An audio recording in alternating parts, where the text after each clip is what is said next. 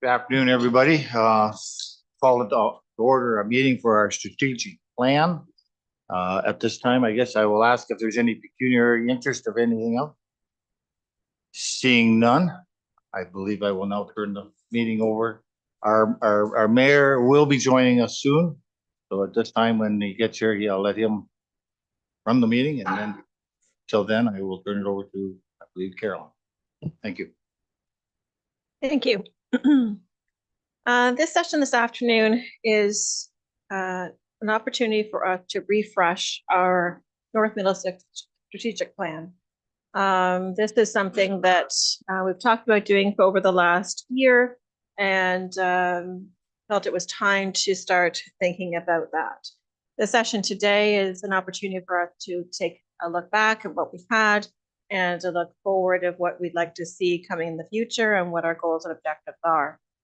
The previous strategic plan was done in 2018 and has been a valuable guide for our municipality going forward. Gave us a lot of strategic goals and action plans to take us forward, but we've seen some significant changes since that time.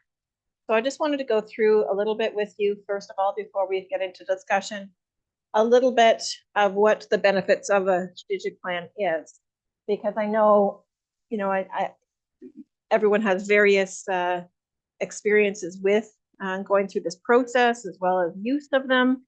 And I know even myself and working with the staff, I think that's important we all understand what's important with it. Number one, obviously, it provides our vision and our direction. Brandon, if we could just move the next slide, please. It provides our vision and our direction. It's our overarching goals and objections, sorry, I don't think I could talk. As overall goals that outline where we want to be in the future, where our resources should be allocated.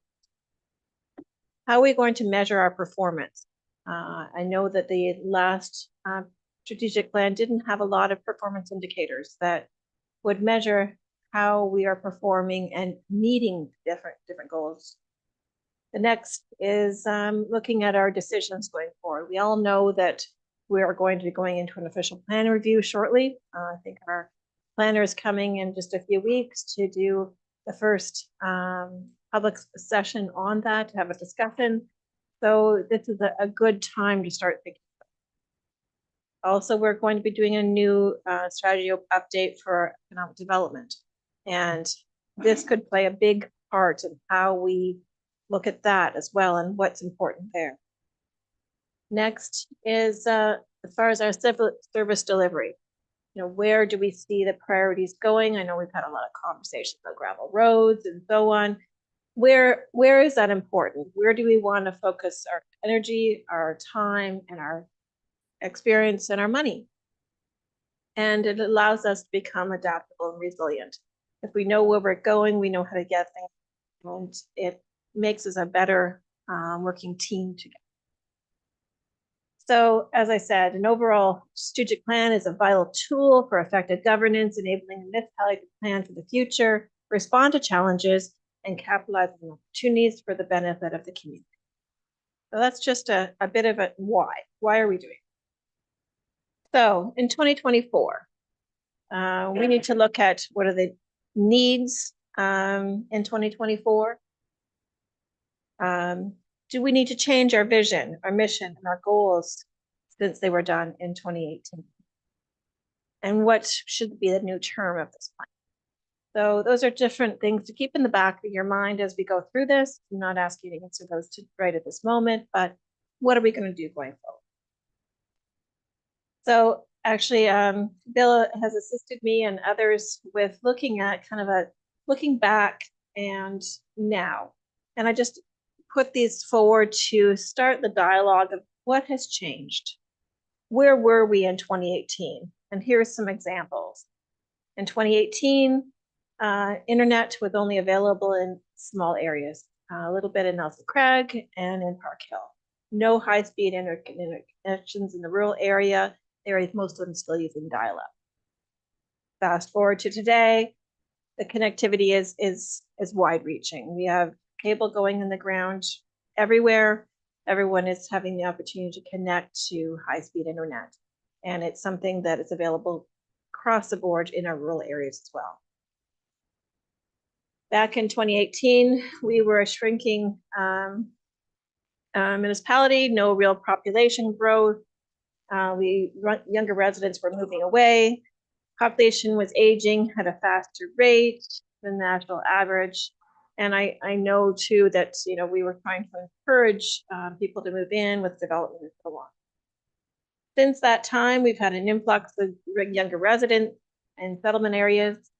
We see a population growth that we've talked about doubling the size of Elsa Craig and Park Hill.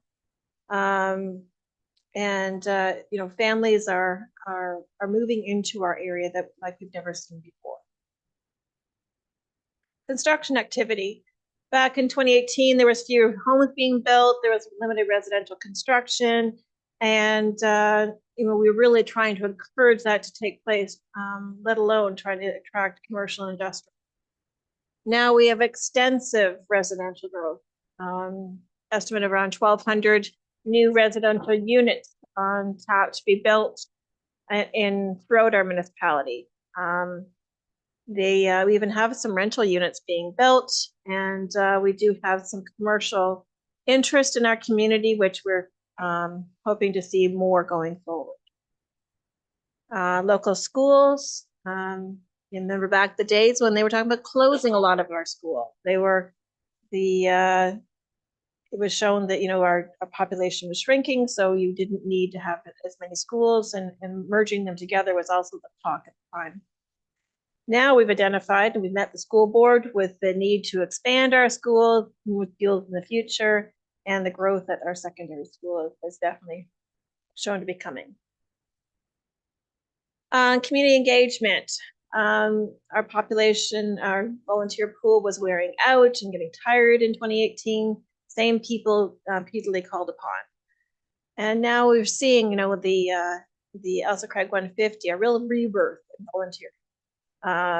We've certainly had a real group of people that are moving into our community that are community minded, that really want to get involved.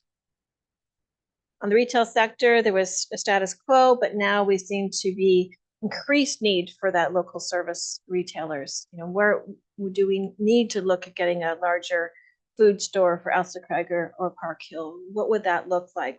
Other things, what do we need to service our residents? On the agricultural side, there was a continued growth of consolidated farms, cash crop operations, increased mechanism, and so on back in the 2018. Now increased interest rates, and it's having its impacts. Consumer choice for local and organic produce is growing. Growing future for diverse between large and consolidated farming and smaller organic operations. And a rapid increase in agricultural processing on the lands. Sorry, that last one, that was the type of price of farmland. Oh, okay. Okay, my apologies. Farmland has gone up significantly in the last 6 years. Of course. That's having impact. My apologies. The next, the municipal operations. We had, you know, the staffing levels back at 18. I wasn't here, but, you know, I've heard from others, you know, that why are our staffing growing so much? Well, back in 18, I think there was felt that we had sufficient staff. But now our staffing levels, and we're constantly seem to be recruiting since I've been here. We have so many different pressures on us with all of the different plans and goals that we're needing to meet, both from the provincial and federal end, but also meeting the needs of our residents. So our staffing levels are going through the roof. We're looking at a new official plan and the fire master plan, not to mention the new fire hall and our economic development. And on the recreation side, again, we were shrinking population. We had amenities and facilities, but now we're looking at the need for new parks and recreation. Our master plan is showing the upgrades and that we need to do, and looking at others. Municipal infrastructure, you know, back in the day, I know it was aging then, but now the pressure on our sewer and water and bridge, as well as roads and parks infrastructure is significant. We can see that when we're doing our budgets. We can see that we're looking at granting applications. It's a huge pressure, and obviously we're talking about all this development that's taking place, pressure it's putting on that. So now and then, we're in a post-COVID world. What does that mean? And how has that changed us? Obviously, the new recreational master plan I already mentioned is out there, and it's identified a lot of things we need to look at. I'm sure there's all kinds of other things. Some of these, you know, I brought forward, and Bill assisted me with bringing some of these forward. But, you know, whether we go around the table and think of things that have changed from our perspectives, but I definitely want you to keep that in mind when we're looking at this going forward. How much has changed since that time? Does anyone have, if I missed anything that we should throw out there? Okay. So back in 2018, our vision was, and just putting it out there so we can keep it in the back of our head again. Our vision was grounded in agriculture, growing and innovation. Again, based on what was at that time and where our community was, I'm sure that was exactly what should have been at the time. Is that what we want today? I don't know that. And after we have gone through the rest of it, I'd like to come back to that and take a look at it again and decide whether that is still what we are. What is that still our vision? And our mission back then was to lead, live, and invest in a dynamic, inclusive community. Again, is that still us? Is that what we want to be? Does that need to be amended?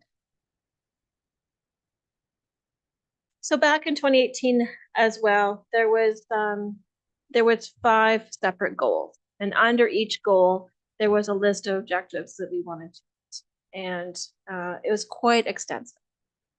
And what I'd like us to do now is I'll go through each section, starting with the goals right now. And I really need to hear from everybody what your thoughts, does it still apply today or doesn't? And it's not to suggest in any way that a goal that was done then or objective that was put in place at that time wasn't a good idea, and that it isn't still a good idea, but is it where we want to be today? Is it a need that we need to face today? Is it something that we need to move forward with? And it came to light to me after I started putting this all together that in 2019, staff of the day did go through a lot of the actions, and because there was so many of them, actually did, I don't want to say, they identified or focused in on a number of them and took out the ones they felt were not of such a top priority. So I can provide that to you as we go along. Was their opinion in 2019 what we want to do, but it may help us move forward to trying to collapse this into something that is more of a user-friendly document, something that we can follow through with, make sure that we're being measured against it. It can't be so, in my opinion, it shouldn't be so broad. It shouldn't be so almost too elusive for us to be able to capture what is our direction going to be. And right now it's quite frankly all over the map. It's too large. I think we need to focus. So starting off with the goals. The first goal was to create a positive, open organizational culture that builds a stronger municipal organization. Second was to create a positive, open organizational culture. Why is it repeating? I'm sorry. My second was, my apologies.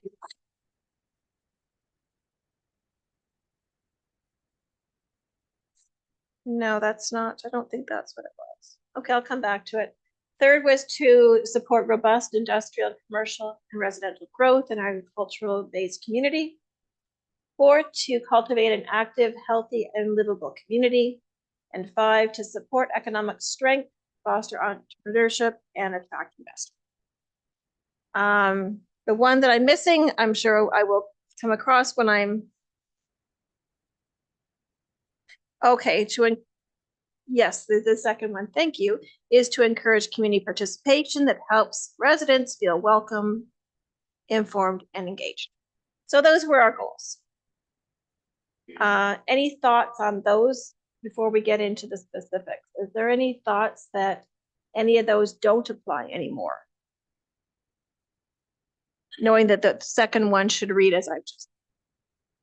Are those still, does anyone feel that any of those are not goals at this present time? I would just like to comment, I think, on the first goal that says to create. Perhaps we could change that to maintain, because I think we've achieved quite a bit of that. If we're even going to leave it there, I don't know what other people, the other members think.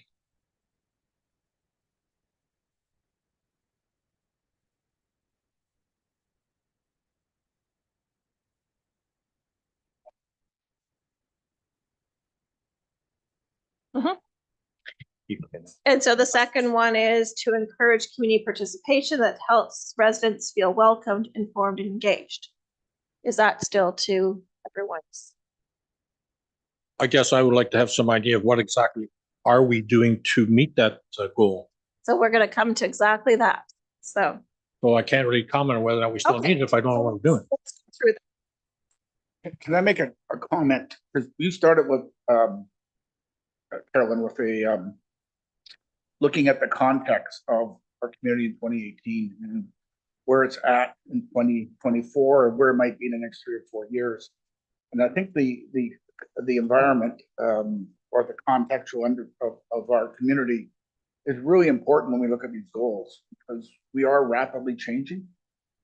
And I suspect in the next 5 years, significantly changing. Mhm. We had a presentation last night on another potentially 200 unit subdivision that would put us up to almost 1,400 new homes, which is going to really shift the community. So as we're thinking about the goals, how would they apply in 2018? Goes back to Adrian's comment, versus how they would apply in 2024 or even 2026 if this plan goes forward for a couple of years. So your number 2 is encouraging people to participate. We're gonna have a lot of new people here, right? Talking about entrepreneurship, number 5, we had terrible internet connectivity. You need internet for almost anything today, agriculture, all kinds of people working at home, et cetera. That's going to change everything now that we're achieving a level of connectivity, high-speed connectivity we only dreamed of in 2018.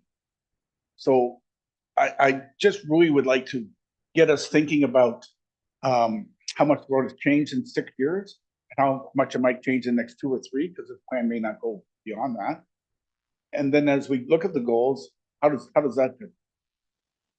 So it might be helpful when we get into this bit more specific. So with regards to goal number 1, one of the areas that is under the goal, one of the strategies was to provide high quality of public service. And under that, the plans were, at the time, provide efficient and effective customer service.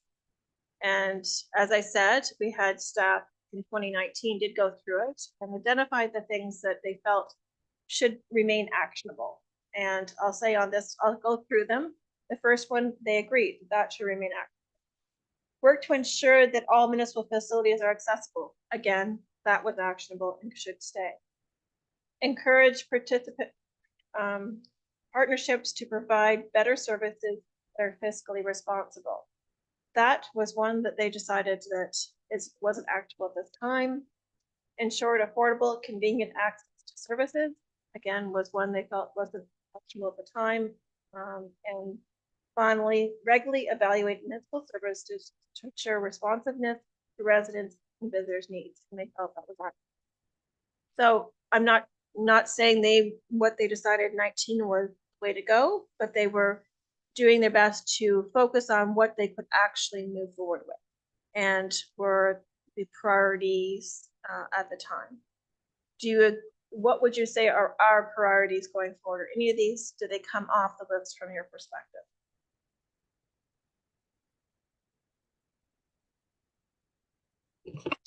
I would still certainly say the last one, regularly evaluate municipal services, is certainly something that needs to remain. As well as, I think all three of them pretty much are still applicable today. So the three that they said, the first two and the last one, Yes. Well, every other one, 3 and 5, right? it was 1, 2, and 5 that they said are continue to be active. To ensure the facilities are accessible? Okay. I thought, well, the way they're colored, I thought that was the one from you. That was the original color from the original 2018. Well, it's a little misleading. I'm sorry. I didn't do it. No, this came from the original document. This is a cut and paste from the original document. So does everyone agree that 1, 2, and 5 are actionable today? And would you like those to remain? And is the strategy still actionable? Do you still want to provide high quality of public services? Is that still a priority? So I'm gonna be difficult. Sorry, John. Go ahead. So 1, 2, and 4, 5. And then the overall strategy being provide high quality public service. Are those to remain? Yeah. Well, Yes, I'd like to see item number 4 remain as well. Okay, so I don't have a clue what number 1 means. It's a buzz term, efficient and effectiveness. I have no idea what that means. I don't think we evaluate our services. We don't have any KPI. We don't have any key performance indicators. How do we know? So if we're going to do it, we create some indicators. And frankly, number 3 is what we're doing. We just put an RFP out for recreational services. So we're actually looking at number 3 right now. and I do believe that KPIs are an important part of this. Key performance indicators need to come out of this. So, so we need to be measured based on them, which will should come out. But again, how do we measure whether we are providing efficient and effective customer service? Are we doing surveys? How do we do that? How are we going to be judged and action on that? Well, are we going to create some metrics?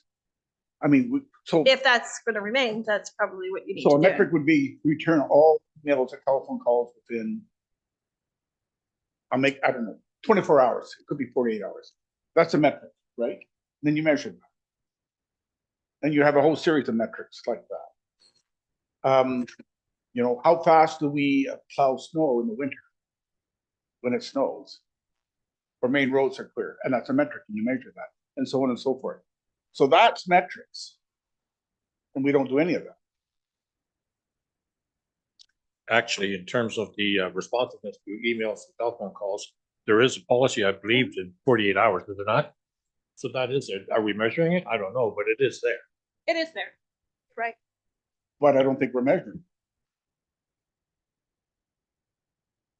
Is that something you want to get into?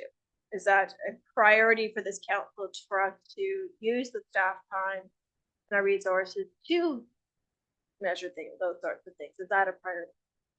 I can tell you that a number of the calls I get about complaints about the municipality is the lack of communication and responding to emails and telephone calls. I can share that with you. Is it critical? I'm not so sure of that, but I do get the calls I get about complaining about services relates to communication. And is that because staff aren't getting back to them, or is it the level of growth we're experiencing, the staffing levels aren't sufficient? I mean, for instance, if someone's I don't mean to pick on Treasury, but if someone's been trying to get a hold of Treasury in the last number of months, staffing levels that we've had just haven't been sufficient to provide that. So is it the right time to do a metric? Is that a fair assessment? That's something we should wait for the next strategic plan to look at. I think I can share with you one that I had you involved with, a building permit for a new home on in West Williams, on a broken front road there, that the individual struggled to communicate with anybody, get any kind of response. And it was expected to meet criteria which were clearly met. You know, everything that the building inspector needed was there, but they don't visit it. They just look at a Google map, and if it doesn't show on Google Maps, it doesn't exist, which is not true, because it did exist, as I showed you. So that to me is critical, because that to me is just an example of a lack of responsiveness or communication that people are that frustrates people. Okay. How would you like to action that now? What would you like to see done to address that? Well, in that case, I know that the individual had called a number of people. Well, none of the calls were returned, right? They weren't. And not until you and I got involved were they returned.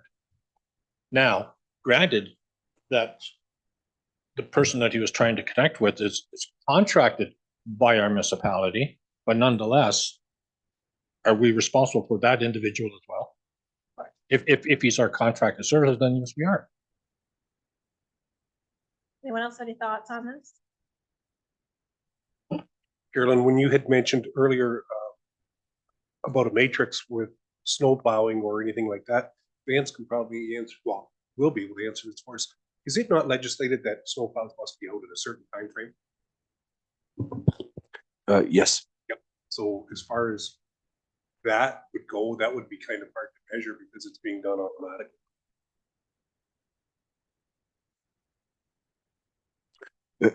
However, It's being done in accordance with. Do we? Or is it the question, are we doing it, are we meeting that? so what we could do moving forward is, and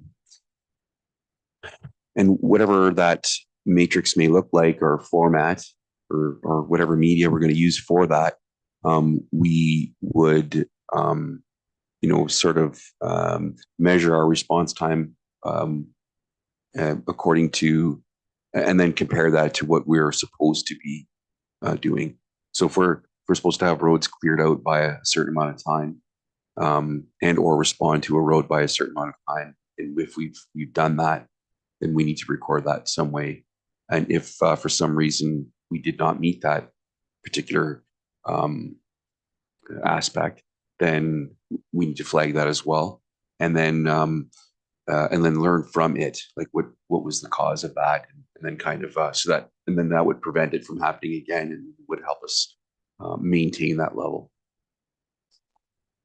Bill, I think you had a comment. Yeah, and one way the KPIs are defined is you measure areas, and then if you're not meeting them at budget time, you reallocate funds if they're important to meet those key areas. So that's used as a tool to help guide budget KPI. I know we're getting ahead of ourselves. If we do this, I would suggest we do a pilot, pick 5 or 6 areas, try it for a year, and then we can build on it, because you can't bring this in all at once. It's way too much. But if we were to pick 5 or 6 areas, try it, go back at budget time, then expand it in future years, because that's how KPIs are normally used. They're useless if you're measuring something, not the information. Stan said they can be used internally to make improvements, or as a council, we can look at the numbers and say, hey, we are not putting enough resources in this area because of the indicators, and we should put more resources into it. So I mean, there's a couple ways they can be used.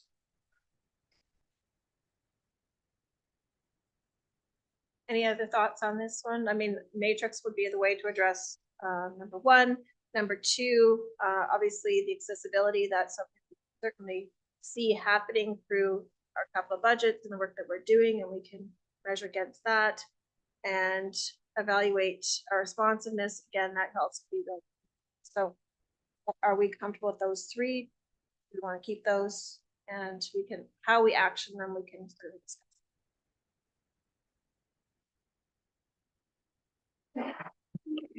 And I'm talking too much, but we are doing partnerships now. Well, I mean, we're formally going up for RFP for partnerships. And we do partnerships with all kinds of community groups. Well, you even think that a partnership we made with Middlesex Center to provide us with building services to, Right. that's working with one of our local municipalities. I know we work with others on other things as well. So it, you know, we have those partnerships, whether it's at the other municipalities or with businesses, of what partnership we have with Pine Tree Daycare right now. For that, I mean, there's, those things are occurring, and I think it's something we're already actioning. And I don't think we should continue to do it, but I don't think that we can already show that that's happening. So what else do we need to do? So that's why I would take that off. I was just thinking of building on Bill's comments as well. Like most recently, we're Public Works Department is looking at signing into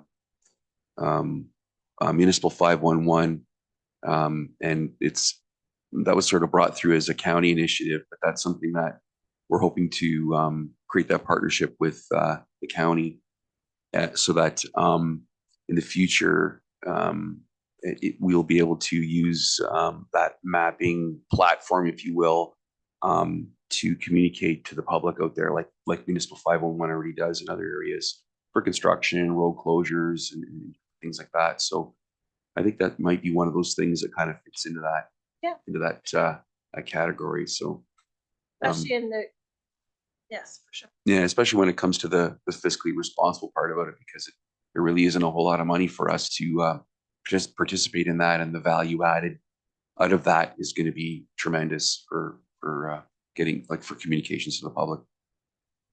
Great.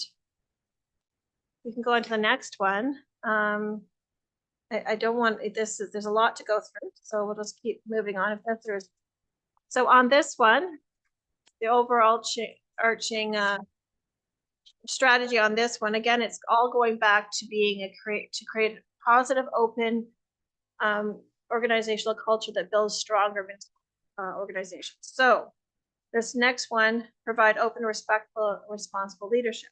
Again, going back in 2019, staff at the time felt that the priorities on this one to keep in were research best practices pertaining to municipal governance, participate in collaborate with the County of Middlesex initiatives to protect and promote North Middlesex interests.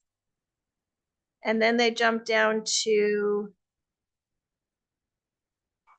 number 5, improve communications through the website, social media, newsletter, media releases, newspaper ads, information boards, electronic signage, banners, etc. And then finally, the next one down, ensure bylaws, codes of conduct, policies, and procedure up to date and followed at council, committee, and staff levels. We can also look at the ones they took out, but any thoughts on any of this?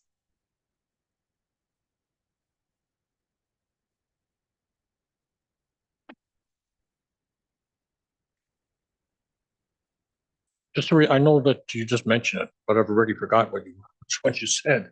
So what numbers did you say that staff felt were needed at the time?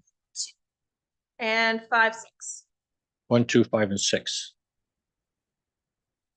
Top 2 and not the bottom one, but 2 at the bottom. And the next, yeah, okay, yeah. Well, when it comes to communications, we've made significant gains there. I mean, from my experience in the time I've been here, like. Well, I just think back to, I don't know what life was, my difficulty, I wasn't here in 2018 or 19, but the work that Natalie is doing with social media, with the website, with newsletter, the app she has now, electronic signage, we're about to put the one in Nelson Craig as well. I think we've done this, we're doing this, it's part of our normal course of business now. We're not going to stop doing any of these things, but it is our normal course of business. I don't think this was a goal that we've met. That's where I was going with this. I think we're doing a remarkable good job on that, you know, from where we were. The only thing comment I would make, and I have to say this, Brandon, the sign at the end of McLeod Street by number Elgin Road, it's a waste of time and money out there, you know? I argued at the time it should have been downtown and not there. I don't think anyone even looks at it. Is there a way we can better utilize that sign somewhere else? Staff can certainly look into what the cost would be to move it. I don't disagree. Cars are coming through at up 70 minimum. It gives you about 2 seconds to read what's on there and it becomes difficult. So my suggestion on that would be to take off the number 5, because I think we've achieved it. We continue to do those works. It doesn't go away, but I think we've achieved it. Any other thoughts?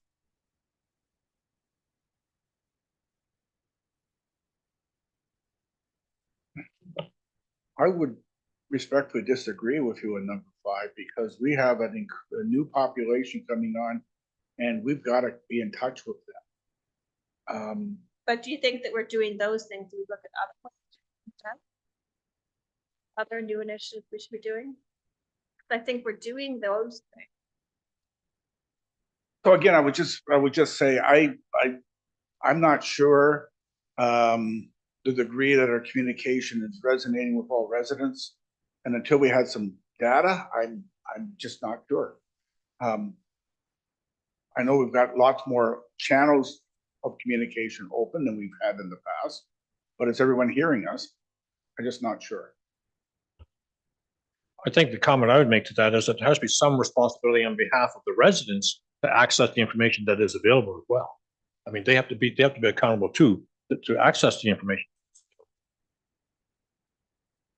How do we feel about ensure bylaws, codes of conduct, policies, procedures are up to date and followed by council committee and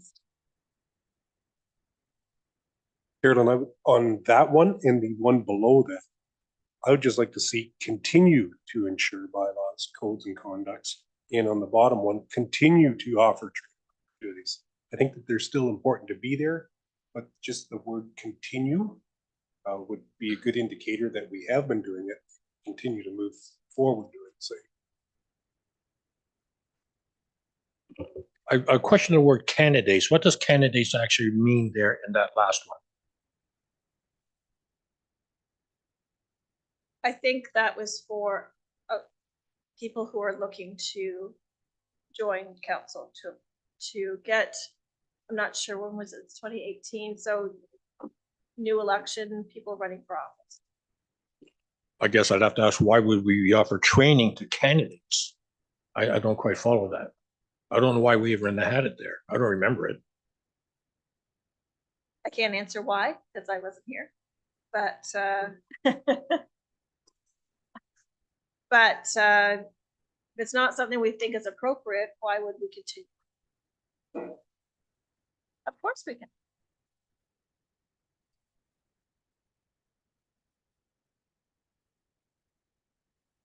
Anything else on this we feel should take out?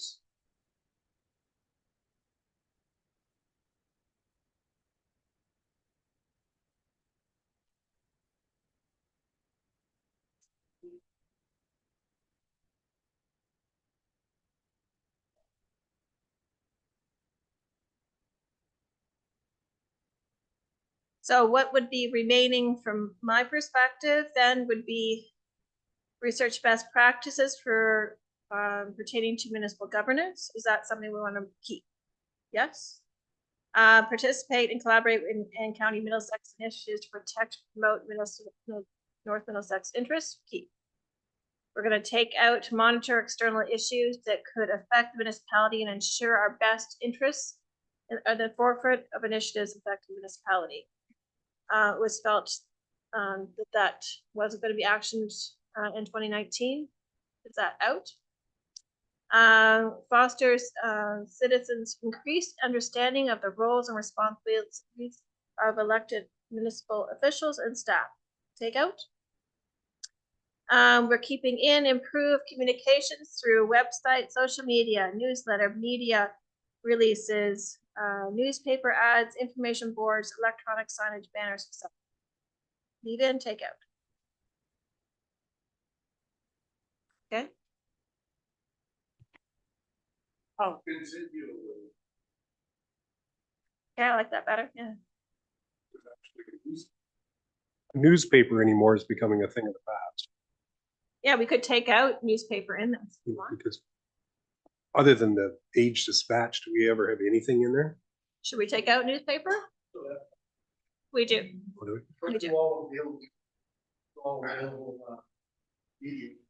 We Yeah, have, we could just change the whole thing to all available medias, yeah, we have legislative responsibilities there, just certain things. right? Yeah. Okay.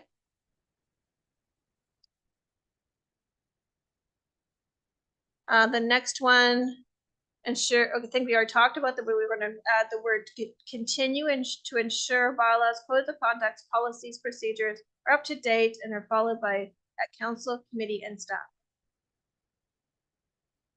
Okay, and the next one, continue to offer training opportunities to elected officials, staff, volunteers regarding advisory committees on legislative policies. I need a better understanding of advisory committees. Is that like the school advisory committee? Is that like the rec committee, the fire committee? Well, what are we talking about? But, okay, maybe clerk, would you interpret it as that? Yes. Take out the word advisor just to committee.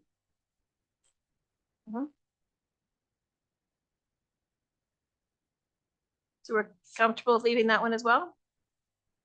Okay, I have a question on that one, if I may, just quickly.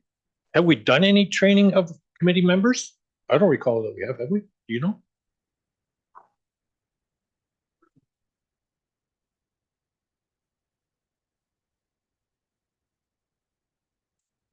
No, sorry.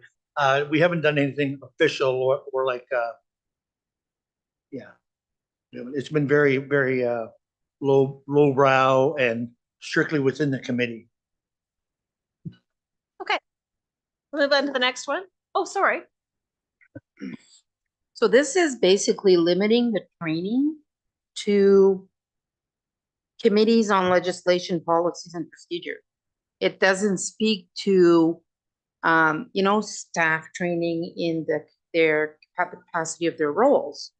I think we should either remove regarding and just say offer training opportunities to elected officials, staff and volunteers. Mhm. That think- way it encompasses all types of training. I agree. I think we might find this comes up again later with staffing, but I do agree with you. Why not provide training on all things? This is speaking specifically to an area, but yeah, I would support that. How does everyone else feel taking out that regarding?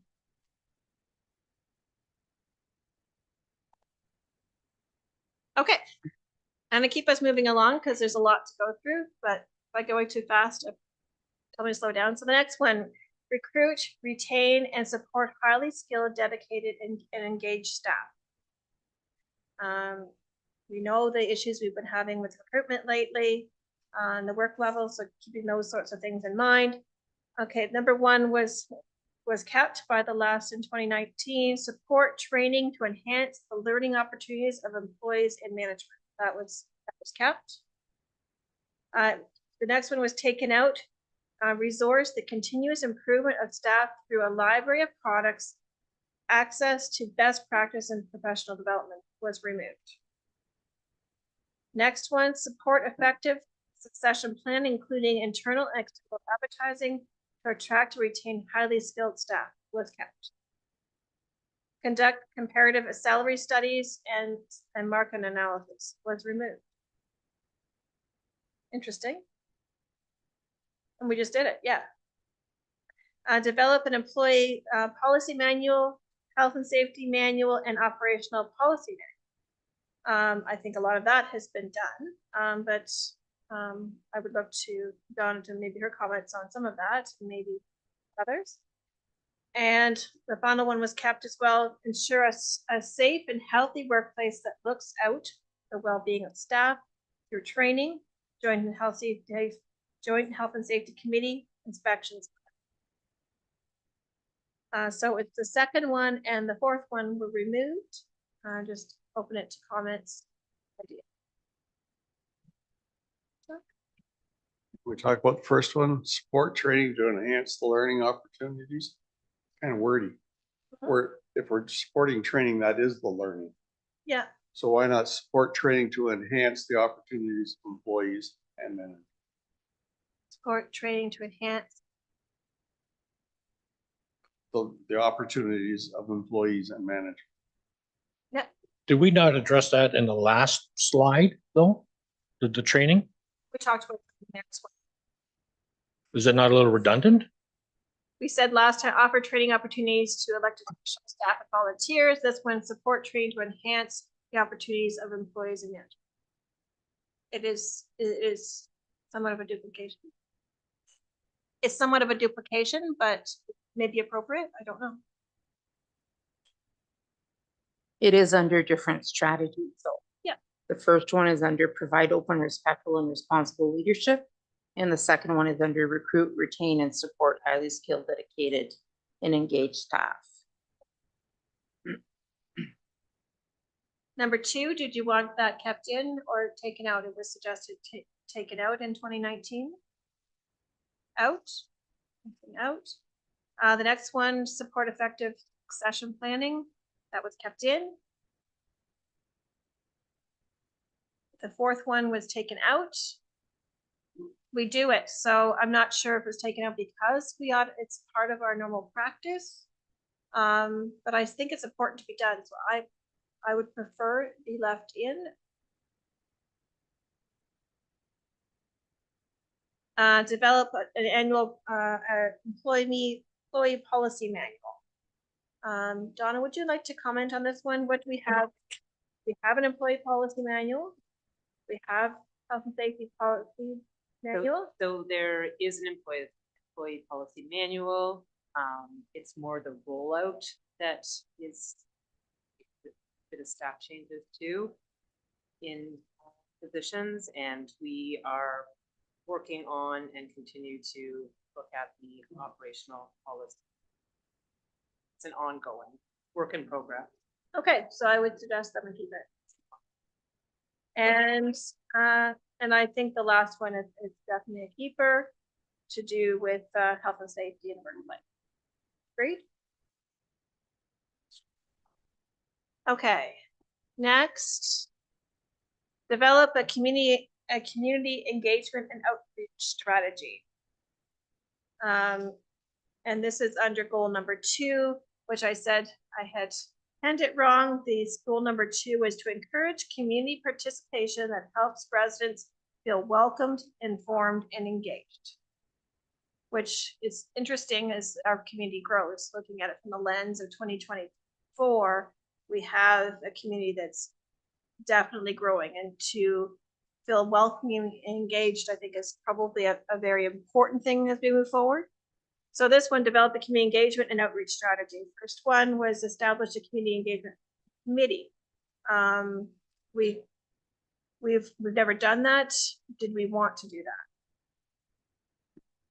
that? My thoughts is that would go out. We do have economic development committee, we have recreation committees, local school advisory committees. I don't think we need it separate.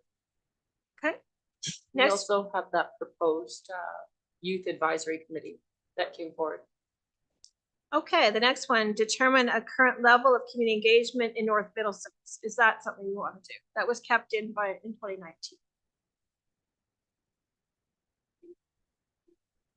Yeah, I'm not sure quite how they were anticipating doing this. I would say take it out.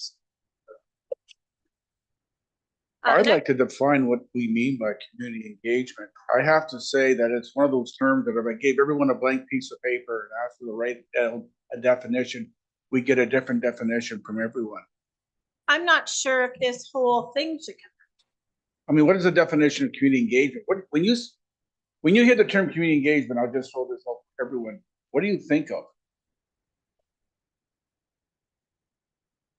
A lot of it is volunteerism, being a part of events that go on and just, yeah. That's one good definition. I'm wondering if there's other definitions too, right? But I think, I'm with you. I think this whole thing. This whole Could section go could out. come out. So if we're not going to have an engagement committee, we don't know how to determine the level, is this something we really want to action? I'm comfortable taking it out. Okay, it's coming out. Next one. Provide timely and relevant communication with residents, businesses, and local community associations and groups. And the only action on this was develop a corporate communication strategy and plan, including a branding and marketing plan for North Middlesex. When was North Middlesex branded in 2000? It was done in 2001. But did there feel the need to rebrand? It was rebranded in 14. That was during the time. That was during the time, yeah, exactly, when Linda Cray was here. It was the rebranding. I don't feel it needs to be done again. Does anyone else? No. I think I'm gonna take this ad out unless I'm. No, I think we should stick it. Was there- Brandon?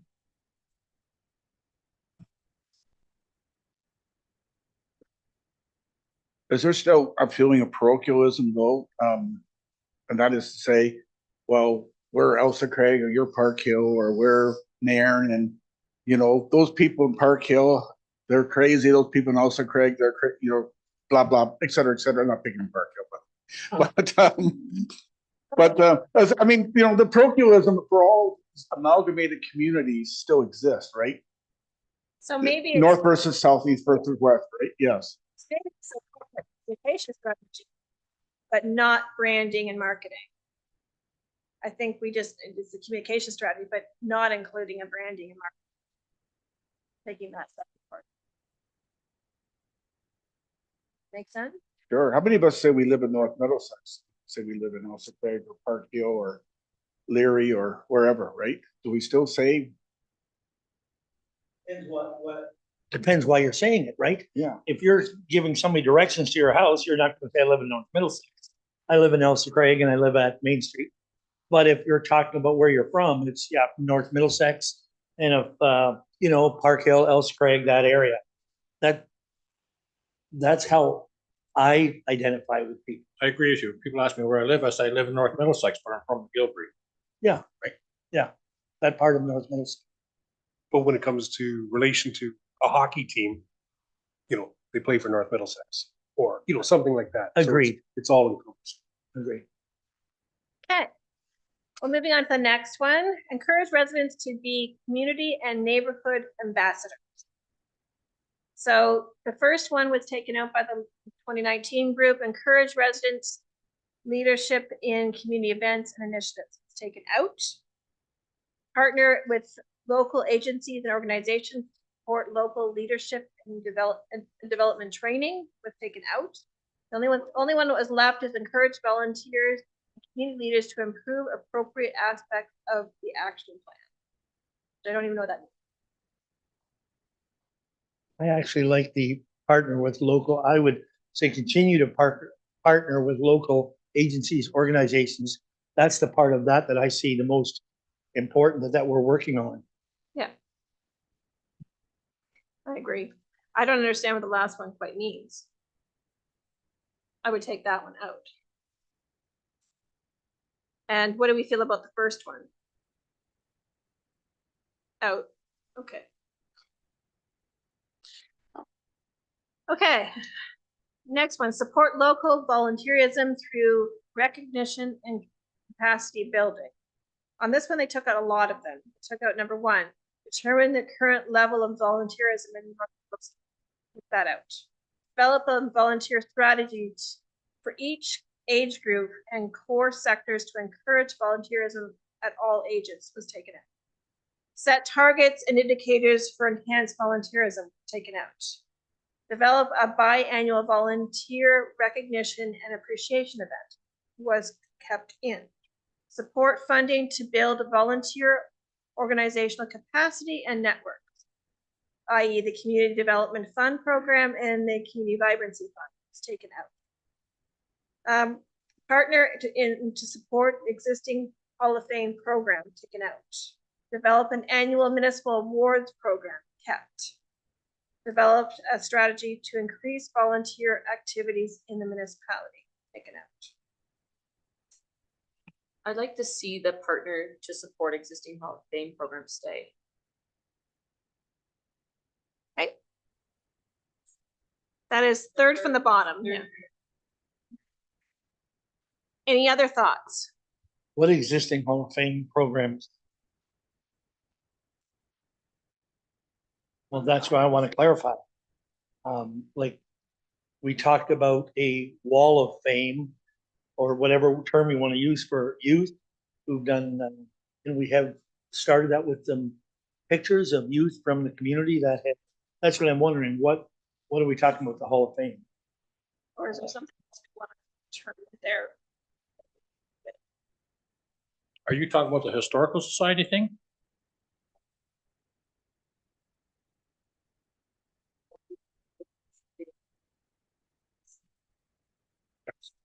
Well, it talks about here develop a biannual volunteer recognition and appreciation event. I'm not sure biannually, but maybe annually have a volunteer. Maybe that could tie in with that. And if we do take that out and change it to an annual volunteer appreciation event. So change number 4 to be an annual volunteer recognition appreciation event. Sorry? Once. We do recognize our volunteers. I don't know if we do it on an annual basis, but I know we have to recognize our volunteers. But do we want to enhance it to be an event annually? Sure. And I think rather than an award for an individual, I don't like that part of it with the volunteer. I do like the idea of having an event, whether it's a barbecue or whatever it is, for all our volunteers rather than picking one or two. That's my own. Do we want to develop an annual municipal awards program that would go along with that event? I think they could, for sure. Do we want that? I think we have that one, then take out the very last one, the strategy to increase volunteers, because the one kind of complements the other, right? So we'll keep, the only two that would be remaining would be develop an annual volunteer recognition appreciation event and develop an annual municipal awards program, which the two could easily just be one. So the one thing, it might not fit in here, but we do the recognition of youth through the rings. That is through the school, and also we've given to others as well. So this would be bumping that up even further overall as well. Okay. Is that a goal? I mean, I'm asking, is that a goal? So we have eviscerated community engagement. And I'm wondering if we could refocus our energy on volunteerism, because if you ever lived in a large urban center, everything our volunteers do here, we pay people to do in large metro centers. So I think we need to double down on supporting volunteers in North Middlesex. My concern is, number one, for example, volunteers are still burning out because the same people are doing the same things. I mean, we're starting to see, my experience in my ward is some new people step up and take leadership positions, which I'm very happy to see. I mean, new residents. So whatever we can do to determine and create, encourage volunteerism, I think is incredibly necessary. We wouldn't be able to do what we do without them. At council last night, we recognized success of the VON breakfast program Sunday, for example, and that was all volunteerism. So we need to really, I think, find ways to support volunteers in our community. That is community engagement for us in our rural communities. So anything we can do, I think we should be thinking about how best we can do it. We have a big section in the recreation master plan around volunteerism now that I think supports you know, a refresh in our strategic plan. So there's my thoughts on it. I wouldn't narrow this list too narrow. I would try to build it. So is there any other things here that we should, keep, or is there a new idea we should add? I just want to, oh, sorry, go ahead. I just want to throw out there that I love the idea of recognizing volunteers. I mean, absolutely. I'm not sure I agree with picking one or two out of it. Like, you know, out of the group, I could see us recognizing our firefighters association, right? The group, or the East Williams Optimists, Park Hill, whatever. More as a group, more recognition as a group, as a leading group in our community, rather than an individual. That's just my own. I'd just like to touch back on the partner to support the existing Hall of Fame program. That not be compared to, I guess, to be defined differently than the achievement, you know, whether it be, you know, the under 18 girls hockey, you know, so volunteer be separate than achievement. Right. I think it is too, because as you say, that's an achievement. That's an individual achievement Outside of all, outside of the volunteerism, the separate things. Still support, but I don't think it falls. right, but I just think we would have to define that. So I had taken that out because we are going to be doing the event and awards program. I had taken out support.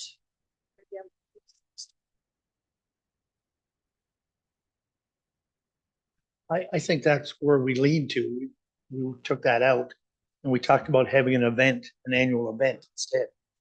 Right? So that we're doing it as, yeah. Could you please recap where we're at with this? Lost track. Left in. Develop an annual volunteer recognition and appreciation event and develop an annual municipal awards program. Those are the only two that are still in. And we are currently, and we'll probably continue to do the Community Vibrancy Fund and the Community Development Fund. We're currently doing, so just take them out because we're doing them. It's kind of what goals do we want? We can say that we continue to do them, but we do a lot of things. Do we have to list all the things we do, or this is the goals of what we new achievements we want to do, where we want to put more efforts into? No, We're still- I'm good with it. I just want to make sure that that's what we're doing. No, nothing about this is. So do we want to make an effort into promote more people to volunteer in our community, especially newcomers? So do we want to?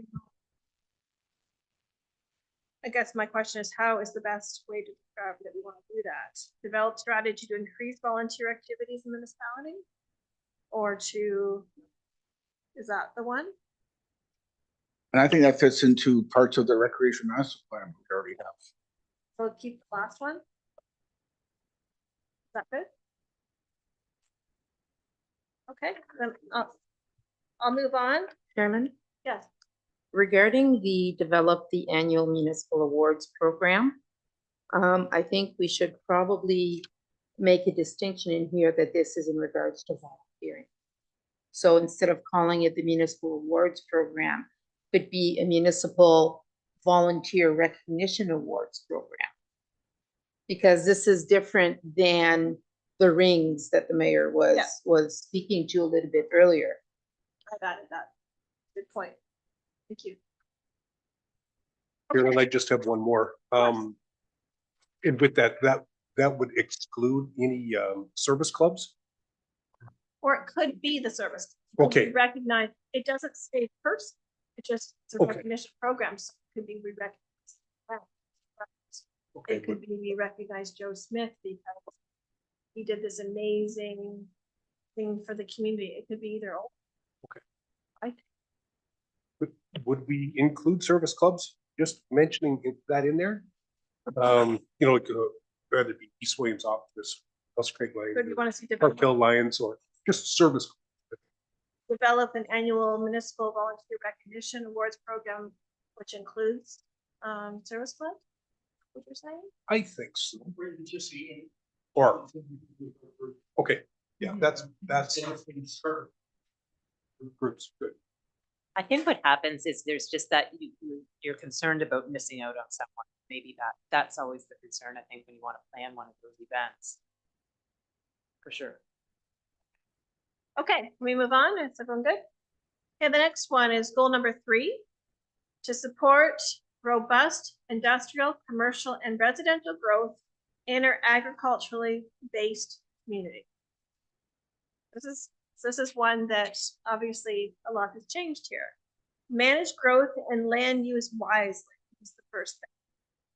This one was kept in. Continue to preserve, protect, and enhance open space, farmland, and significant land resources, including systems and areas providing important natural functions and economic recreational opportunities was kept in. The next one, maintain official plan policies that preserve the character of rural area and quality of agricultural land. That one was taken out. Undertake an official plan review to ensure appropriate land is set aside for development. We're about to do that, but that was kept in. Maintain and expand trail connections through the municipality and into neighboring municipalities that build an existing trail system through the use of road allowances, widened road shoulders, conservation authority lands, etc. That was kept in. Continue to seek fiscal sustainably continue to seek fiscal sustainably by balancing service needs, demands, and growth. Taken out. And finally, adapt community design guidelines with the official plan to address the form and character the communities, ensuring growth meets sustainability and. So my question on this one particularly is, what impact does our strategic plan have on our official plan? How do the two interrelate? This would provide the guidance for some of the policies we have. Okay, then I want to talk about number 1, I think, and perhaps a couple others there.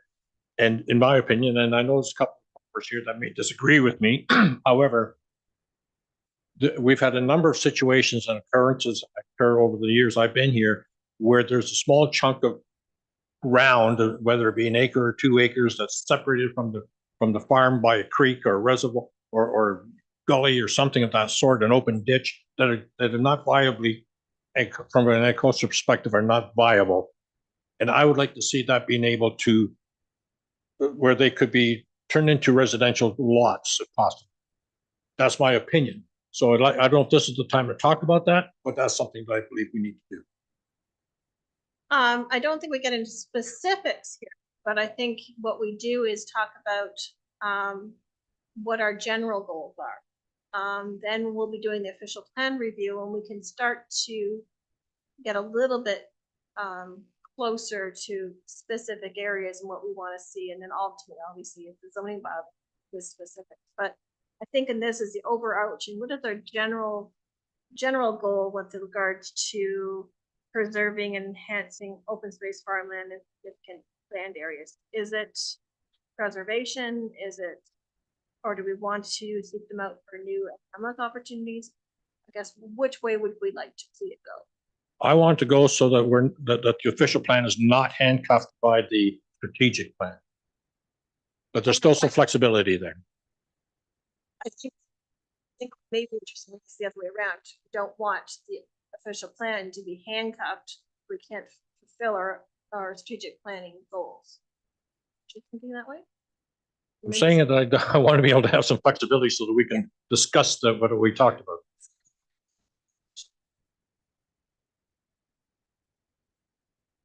So do you agree with the statement that's said in number 1? I agree with the concept of it, absolutely. Within limits, right? That's what I just talked about, absolutely. Okay. Now, having said that, you know, and I'm thinking of the Volkswagen plant out there in St. Thomas. If that happens here, I mean, it may not, probably won't, but if it did, how does that impact here?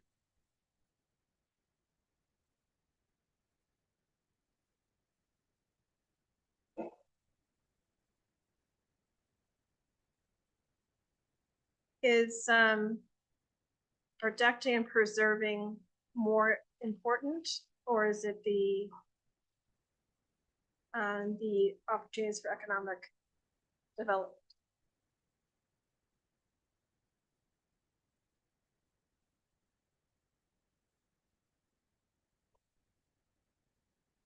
So Carolyn, this is why I was asking you earlier today if we had any definite details on where Bill 185 was Oh, okay. at, right? Because that's what this particular clause with the final changes of Bill 185 will impact where this is at. So we're going to get an update from our planner, Abby, when she brings forward the official plan shortly. But right now, what she sent to me is that Bill 185 included changes concerning second person appeals, which particularly walks back the removal of third party appeal rights. So it really, and it talks a lot about airports and aggregate areas as well. So I don't know that at this point that we need to get into the weeds to this degree at this point. Yeah, I was thinking of the ability to add lots to rural property 185 and where that ended up in the final third reading, and I couldn't find it anywhere. So I'm curious where that's at. I have to dig into it myself. Yesterday, it carried on division, third reading. Yeah, I knew that, but I didn't know the details.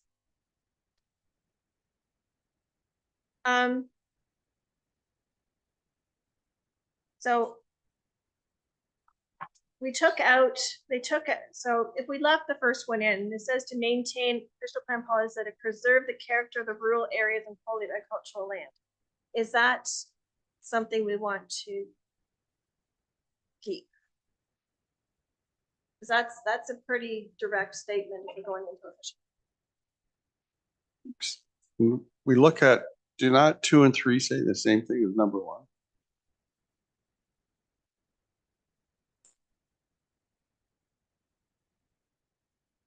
We're talking about the official plan and what's going to happen. Number 2 talks about that.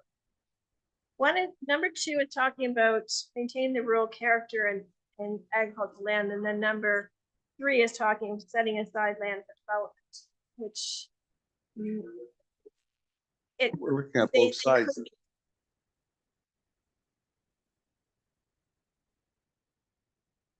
So they can be in conflict sitting back here. Are we going to make a statement that we're going to restrict development to settlement areas? Or are we going to open up some development opportunities in more rural areas, which I think was Adrian's point? where Yeah. appropriate. Where appropriate. Or is our goal to maintain agricultural and rural environment, or do we want to see more development in the rural area?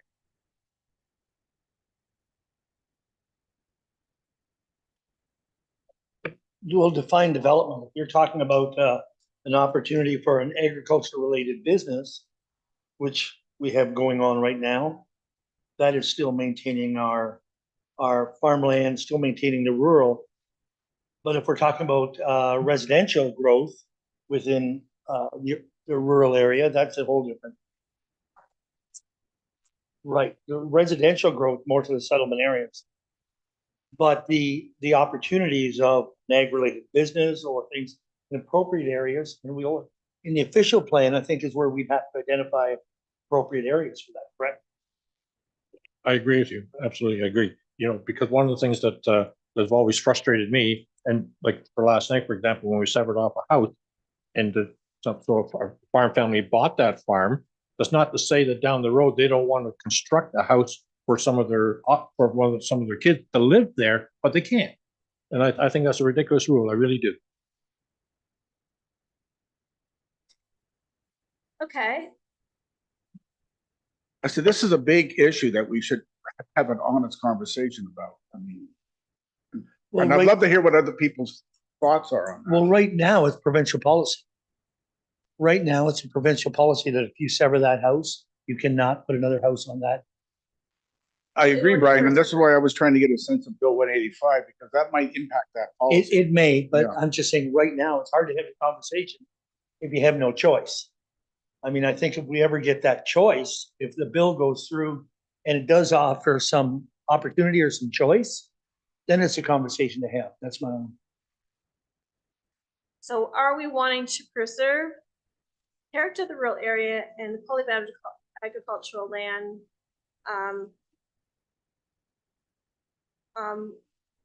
By also allowing for a residential development where appropriate? Can Is you give that- me, can you give me an example of that?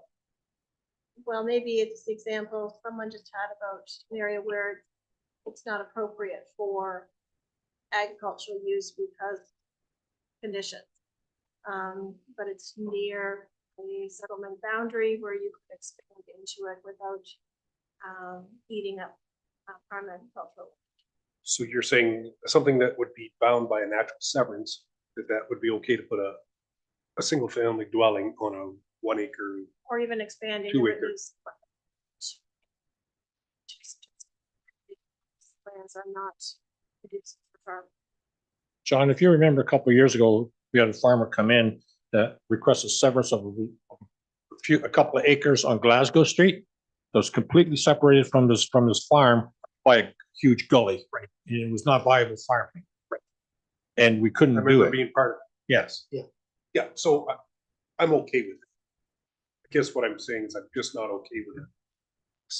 8 or a 10 or a 12 home build on a small side road, like that kind of thing. No, and I'm opposed to the urbanization of our rural areas. Absolutely. Yes. I'm opposed. But I'm okay with if it's going to be a grain elevators in the rural area, it's dusty, it's away from a settled area, or a fertilizer plant or something of that nature. It's away from a residential area. That's appropriate use of that. That's property. exactly, and it's in agriculture, not going to be a propane depot for home heating oil or something like that. It has to be agriculture related. I think we've covered this one. I've put something down, but we'll certainly, when we come back to this the next time, I think we should talk about this one again, make sure that I've captured. Carolyn, right now on our official plan, our hamlets are just round circles. If I remember right, they're dots on the map. And that's, I was gonna say, I don't think they'll let us get away with that in the future going forward.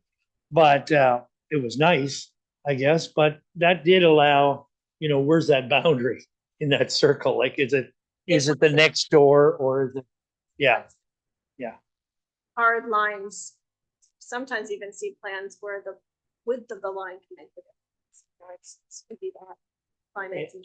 and I think it was left as circular, or whatever you want to call it, to allow for them.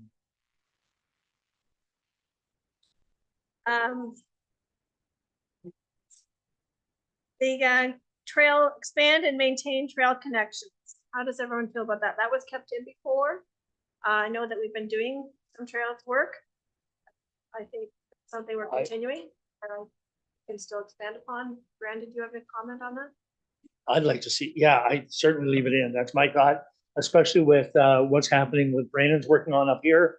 And if you listen to what was presented last night for more trails in the Narren area and things like that. And we do have some service groups that are interested in expanding some trails as well, so. And on that one, I'd just like to point out one of the items on the list, widened road shoulders. We have a lot of passive recreation in our community where people walk, run, and some roads have virtually no shoulders. Or they've been overgrown over time. They're all they're grass now or what have you. So this requires some action on our part if we move forward with this, because there's increasing number of people who are using passive recreation, who walk, who run, who skateboard or whatever, right?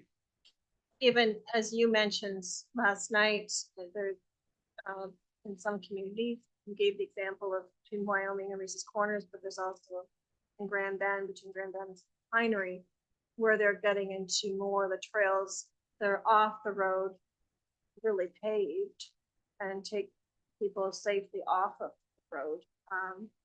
That can be also looked at. It's more expensive, of course, but there's, I know in both areas. Is that something, you know, I think you gave the example last night with, in Nair and then. I use that example because of the Grand Bend Research Corners similarity, but the one up by the Pinery is a beautiful trail, it's several miles long. But that would be expensive, but it's always being used. But that was done in stages as well. They put in the trail, they had chips in there for a long time. And they went through it, so that was not all done at once. They did it over time. Does that not get, that trail from Grand Bend and Pinery, is it part of the snowmobile club as well in the wintertime? Or is it just, that's an abuse of that trail? Okay. Both. Oftentimes I see snowmobiles and I'm thinking, I don't see any signage. Not gonna say anything. Ones.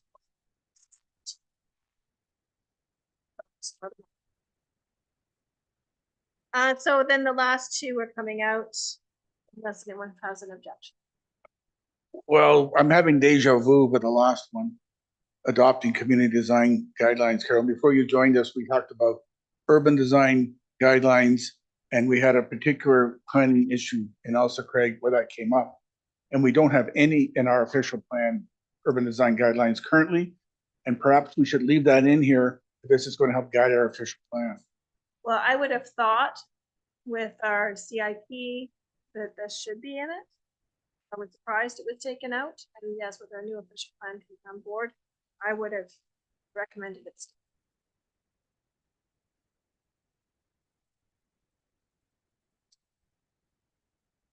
Okay, I'm going on to the next one, if that's okay. Okay, offer high quality public spaces and places. The first one was taken out, invest in streetscape through the preservation, maintenance, and replacement of trees, provision of high quality streetlights in the downtowns, and the provision of high quality signposts, signage, furniture, plantings, and pavement material. I'm surprised this was taken out, but anyway, develop two downtown community improvement plans, which was done, but they're going to be updated. So that one was kept in. Develop rural community plan, that was kept in, and develop community design guidelines, which was taken out.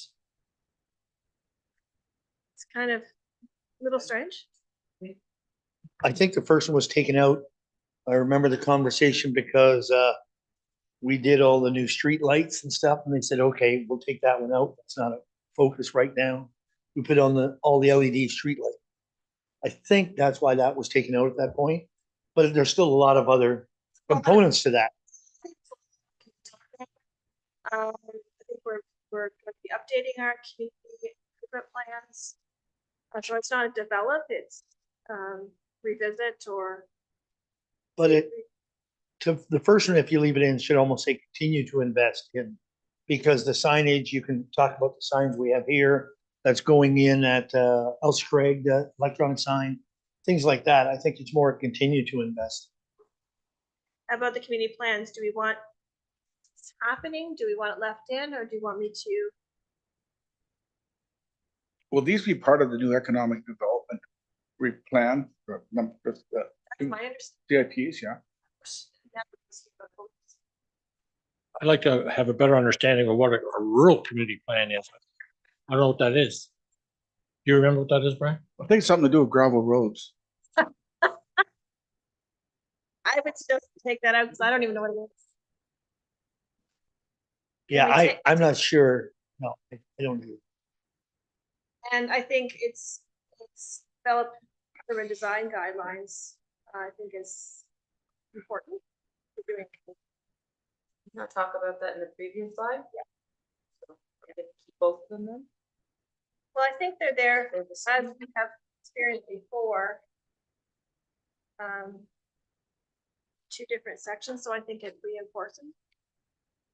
For the first one, we're working in partnership with community groups around some of this. And I wonder if we should acknowledge that, because community groups are helping with some signage, they're helping with some furniture, they're helping with garbage pails, they're helping with plantings. And we should maybe, recognize in partnership with others. Because we're not doing it all ourselves, and I think that's great that the community is involved in this. To continue to invest and work with community groups in streetscapes. Is that right? And I'm taking out the rural plan and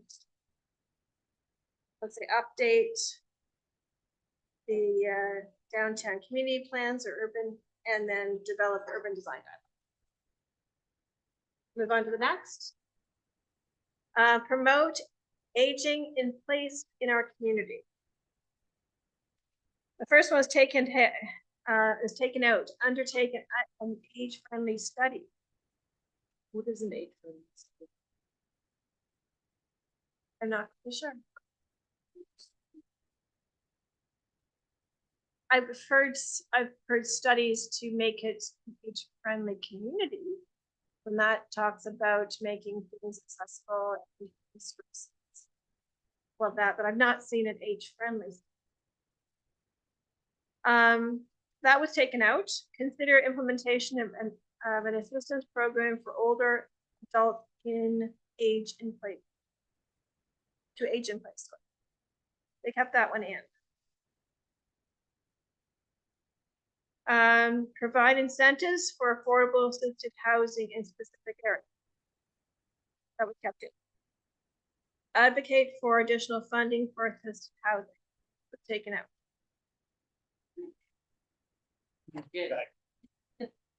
Thank you.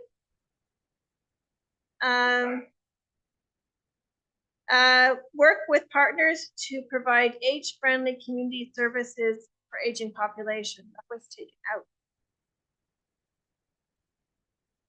I'd like that to be put back in. There isn't many services for the aging population.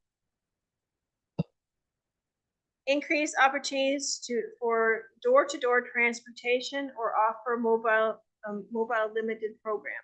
Taken out. Now, we're involved in public transit in a limited way, and maybe a greater way in the future. Could we substitute something there around public transit?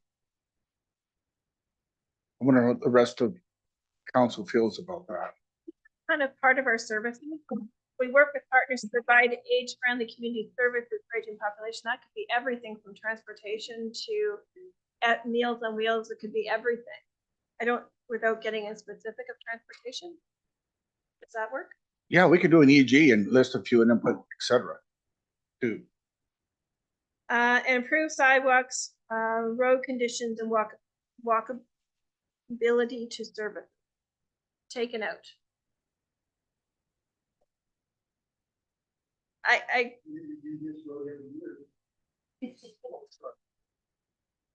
don't know that it's such a general statement. Obviously, we're improving our roads and sidewalks all the time. I just don't know how it's specific. I have just a point of interest with respect to that. When you have a point like that in there, it completely coincides with the points that were made above that.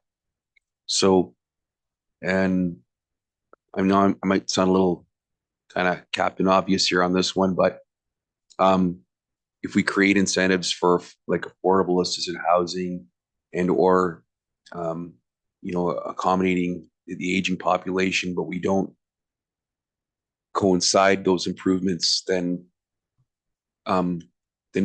we'll have people living in houses and they can't really go anywhere because the sidewalk infrastructure and the road infrastructure won't allow them to do that. And I just kind of speak to that, knowing some people out there who are living like that. They kind of are kind of trapped in their own houses because the conditions outside their houses are so deplorable. They can't take their electric scooter and go down the road or things like that. So just a point of interest there for me.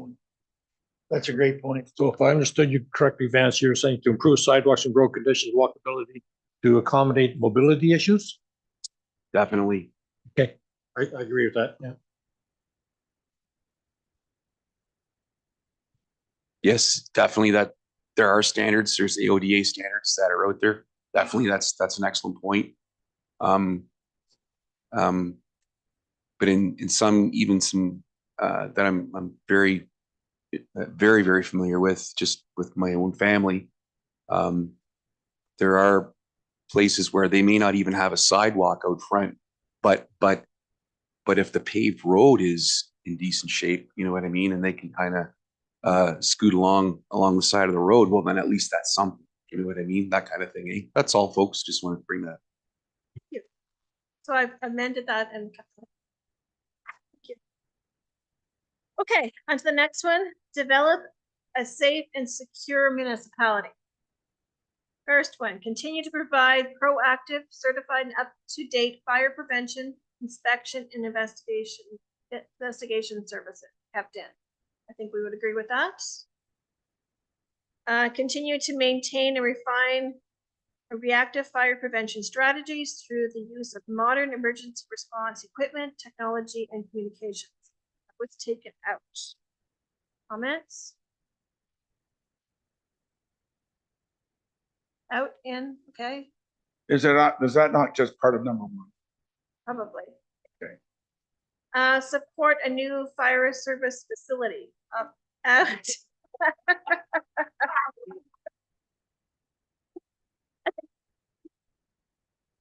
I think that's taken out. I think we've done that. Continue to provide training and development opportunities to all fire and bylaw enforcement staff. That was taken out, but we're putting it back in. Continue to work with municipal fire and OPP services to enhance safety, crime prevention, and enforcement. That was taken out. Thoughts? Put it in. Okay. Develop a fire master plan for fire and emergencies. We're doing that. So we'll leave it in because it's underway right now. Was that taken out before or was that left in? I'm curious. Okay, I was just curious.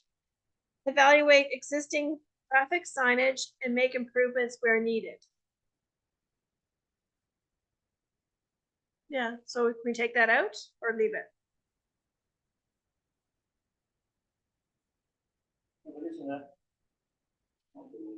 Continue. Yeah, so in accordance with the minimum maintenance standards, we have our signs inspected for retroreflectivity, et cetera, every year. Yes.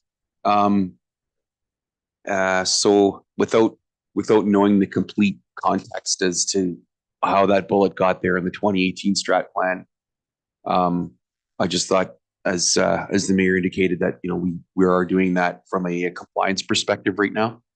So I think at that time, or maybe even before that time, that wasn't being maybe done. Oh. And so because it is being done now, I think it could come out, but I don't think it was being that's why it was brought up.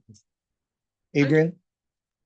I think that's why it was brought up, that it wasn't, that reflectivity and stuff wasn't being done. Undertake an update to the roads needs assessment. So that you've got that budgeted for this year, so I think we'll leave it in. Work with the county to implement traffic calming techniques in challenging areas.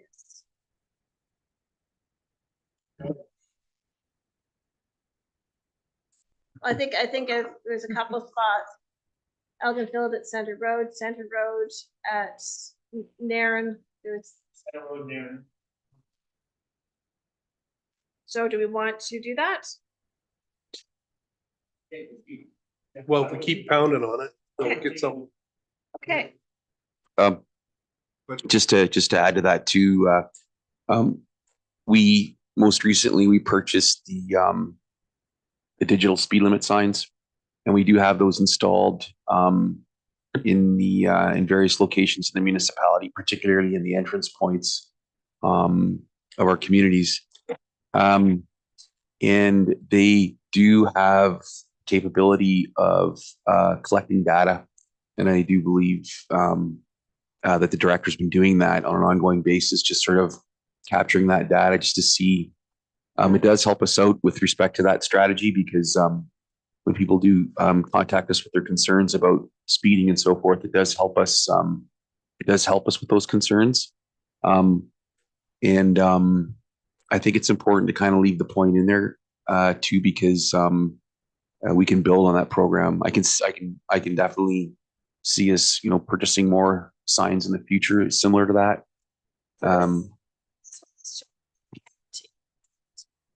Specific to the county. Well, but that being said, right now, the majority of our signs are primarily on county roads. You know what I mean? So, but yeah, so.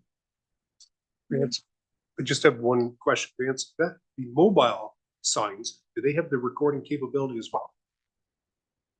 For when we move them around to school areas? Yeah, I'm not 100% sure. There's two parts to that question. One, I believe the portable sign was one of the first ones we bought, so I don't know if it has those capabilities. And the second part to that if it doesn't, then perhaps we can make it so that it does, because it's typically utilized in those community safe zones type thing. Yeah. Okay. Yes, so I just want to add to that, it doesn't, mobile sign does not. Right.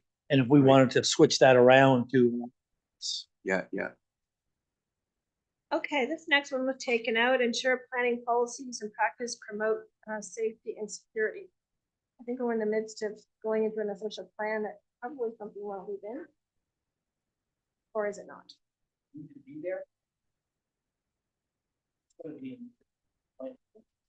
Okay, we'll leave it out. Promote safety awareness for fire, carbon monoxide, personal safety for staff and through school. That was kept in. I'm looking at Greg. This is something that's ongoing currently, I'm sure. Yes, it is. I'd like to see it stay in. Okay. Continues to be one of the pillars of our 3 pillars of prevention. Okay. Provide accountable clean yards and property standards bylaws along with accountable bylaw enforcement. We just hired bylaw enforcement. We're doing that, but you want to leave it in. Okay. Undertake regular emergency management exercise and review and revise emergency management plan as required. I think that's. I want to go back to the one just prior to that. Okay. I was going to say something, another thing you kept on. Is this the area, and Dayton's not here, but is this the area where in some of our developments, I mean, if you go over to Westwood Estates here, they got some basements dug with just a cesspool of mosquito breeding grounds there. Pardon me? It was a struggle. Well, we got some over here in Catherine Street as well. Okay, the site has been abandoned or shut down, and the neighbors are complaining there's mosquitoes and there's no security fence around it. We got weeds growing everywhere. What are we doing about that? Well, initially, it was done through the subdivision agreement and through Jaden. It was then turned over to bylaw enforcement. So last year actually was struggling with the developer on doing that. And at one point she had a crew that she'd hired another landscape company coming. They were literally poised and ready to go the next morning when the developer finally went out and did some work. So, but it's a process, right? You don't get there. We get the call of complaint. There's the 21 days of notification, and then we can get out and do something. So between there, like 20 weeks has gone by. And I understand all that. It makes sense when you look at it when it's a first offense. But when it's an ongoing issue that's years in the making, it should automatically renew without the 21 days, in my opinion. I'd have to go back to our bylaw and regulation on that and whether that's the case, but it's something that definitely last year with the subdivisions, we were putting it through infrastructure and now it's going straight to bylaw, so it should shorten that time anyway. And if we can those repeat offenders, we should be addressing more quickly. But we also touched on that last night when we talked about allotment of allocation. Thank you. For the sewer, we talked about that being one of the tools that we can have for expectations to be done. That's another tool that we have for them to get allocation. It's just another tool to have. It's a little bit outside the scope of this, but Undertake emergency management exercise and plan, it was taken out, it's requirement legislated, so I don't know that it's needed.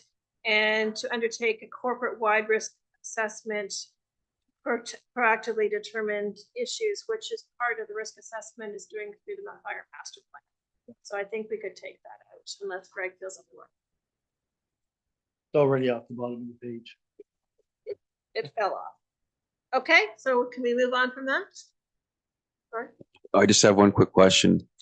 With respect to this particular initiative, develop a safe and secure municipality. Well,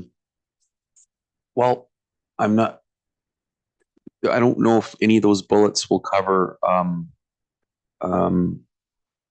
declaring safe community zones, like around schools, daycares, old age homes potentially, and or medical facilities. In some communities, they'll declare a safe community zone. There's usually a reduction in speed. And when you declare those zones, to the best of my knowledge, I do believe the fines can be more significant for violations within those safe community zones. So, I can address that, or I'll make note of it here to speak to the director about that. But through the roads need study is going to accomplish some things with respect to, sort of the quality of our roads. But that might be a strategy to further make the communities safe with respect to speeding. Ground sensitive land uses where appropriate. Sure. That's something I don't want to add. Just as a suggestion.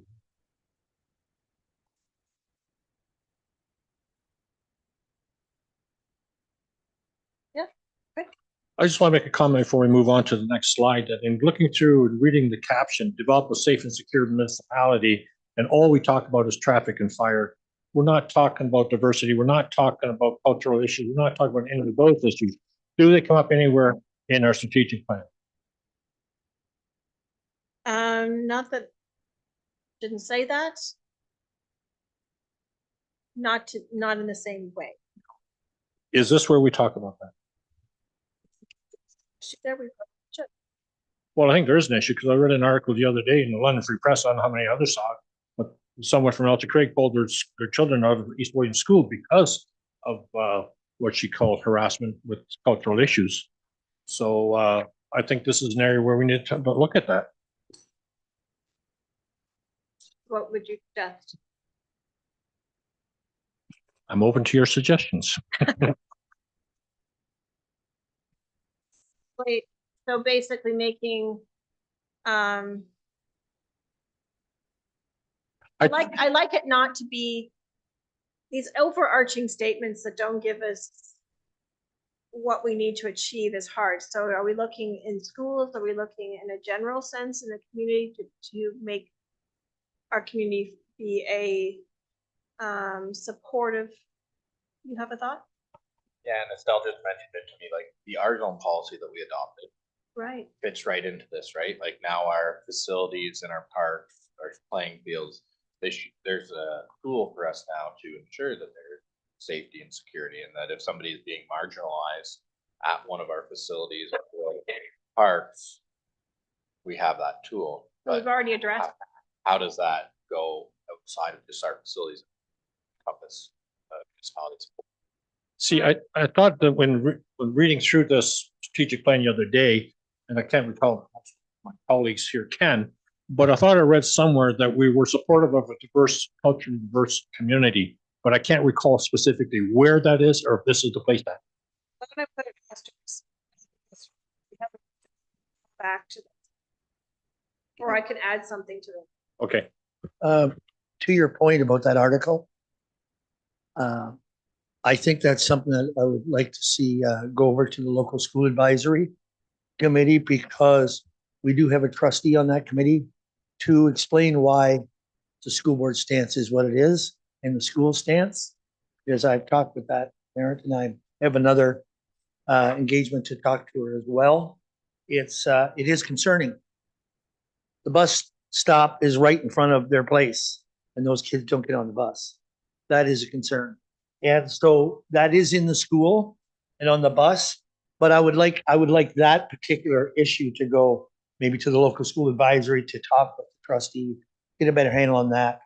But it still bases down to the community, right?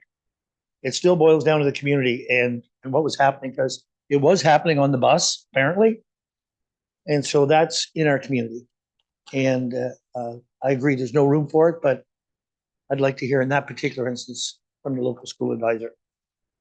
That probably, well, that should definitely be taken to the separate school board as well. I agree. That's a great point, John, because it's just an issue within the community. It absolutely is. I don't believe kids are saying these things without parents saying these things, or they're hearing it from somewhere. So, and in particular, those two boys, they're good kids. There's nothing wrong with those kids. They're good kids. So there's agreed somehow, but I don't know how we tackle it at school. That's why I said the local school advisory maybe can. We'll raise it at our meeting next week and I'll talk to you after this meeting. I do Okay. know this family. Yes. I do know this parent. Yeah. So it's And I just, know some more but details that I don't want to share today. no, that's right. I don't want to share them here. I just, but to send it to but to Brandon's point on this, can we, the county did what did we just do? I'm just trying to remember about a safe community, that whole, can we brand that? We have it at our facilities. How do you make that in the whole community though? Like, to your point, Brandon, that you made, which is a great point, but how do we make that in our community? Like, that's very tough to do.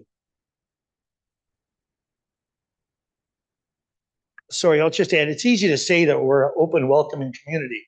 We've seen it on the sign, right? But as I've said before, are we? I remember back in the day, it was, I'm not sure you're existing with the block parent and all of that stuff that used to be back in the day. You don't see that sort of thing anymore. And that used to be, kids knew that they got into harm's way. There was just a couple houses down and you could find someone home that would help. Things like that don't exist. And that's folded like 30 years ago or more, right? No, but I do remember, well, I can tell you, I do remember 30 years ago, my next door neighbor had that sign in their window in Elsinore. And it wasn't long after that sign was removed because it was just disbanded. But neighborhoods still, no, it's more than 30 years ago, just so you know. You haven't heard of it? Sorry. But just to point to it though, neighborhoods still look at this. They still, yes, well, not officially, but I mean, just. But that's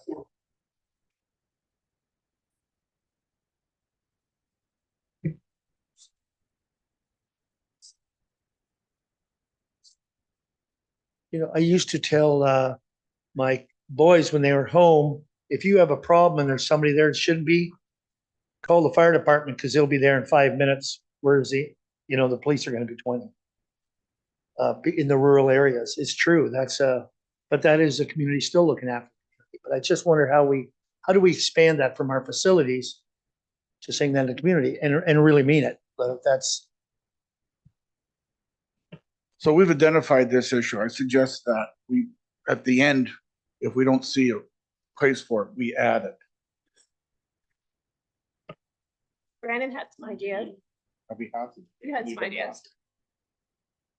I know other municipalities show marginalized groups by flying different flags of people who have felt discriminated against. So there's, I know our flag policy is strictly set on Canada, Ontario, North Middlesex.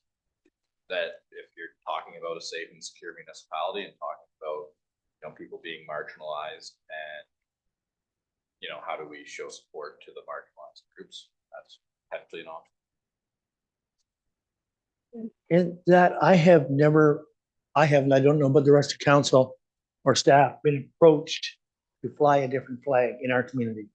I have not been, and I know some of our neighboring communities do, but I have never been approached to fly a different flag. And so it's never become an issue. But that's point two. Brandon, you tell me, or who told me that we had a policy or something that we only do the 3? That, yeah, that is the policy right now. Because we did, it seems that, Past told. I think people would still ask. yeah, because I have never, I'm just saying I've never been approached to do it. Okay, have we done this sheet? I think we're moving on. No. That's why I'm trying to narrow it down, guys. Okay, connect neighbors and neighborhoods. I didn't create this. I'm trying to reduce it. Connect neighbors and neighborhoods. Create a more walkable, exercise supportive community. We took that out last time. They took it out, stopped it. I don't know. You wanted it. Okay. Connect rural trail systems with settlement sidewalk. Yeah. Keeping it. Wherever possible, consider and implement sidewalks, park and pedestrian connections to schools, stores, services, and other amenities in neighborhoods. Can we go back to the second one? Because I'm really struggling with seeing a sidewalk from here to Sylvan. I just don't know if it makes sense. Is that what that says? Like connect rural trail systems with settlement sidewalks? Are we gonna put a sidewalk from Sylvan over to Joni's Woods? No, I think that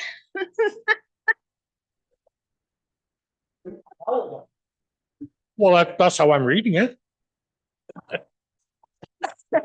I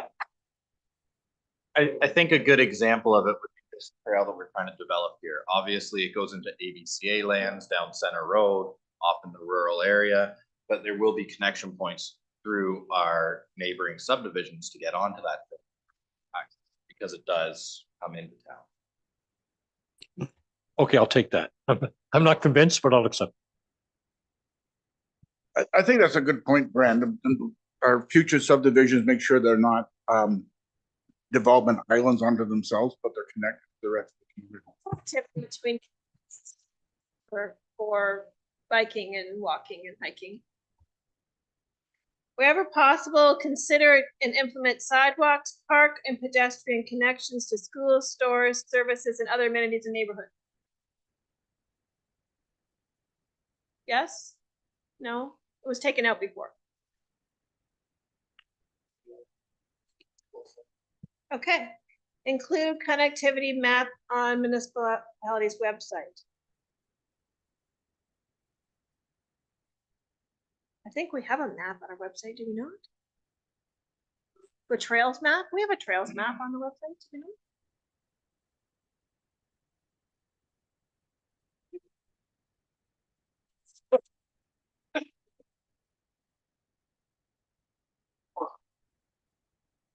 I bet you're a block parent too.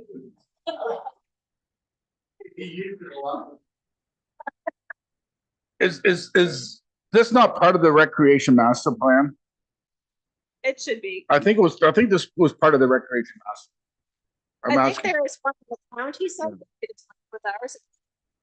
Undertake proactive public education and implementation of safety programs. That was taken out. Proactive public education. Well, I would love to instruct people that a two-way stop sign is not a four-way stop. And you have to treat it like a red light. And that doesn't mean if you're there first and turning and I'm going straight, you can turn in front of me. We have some really bad traffic.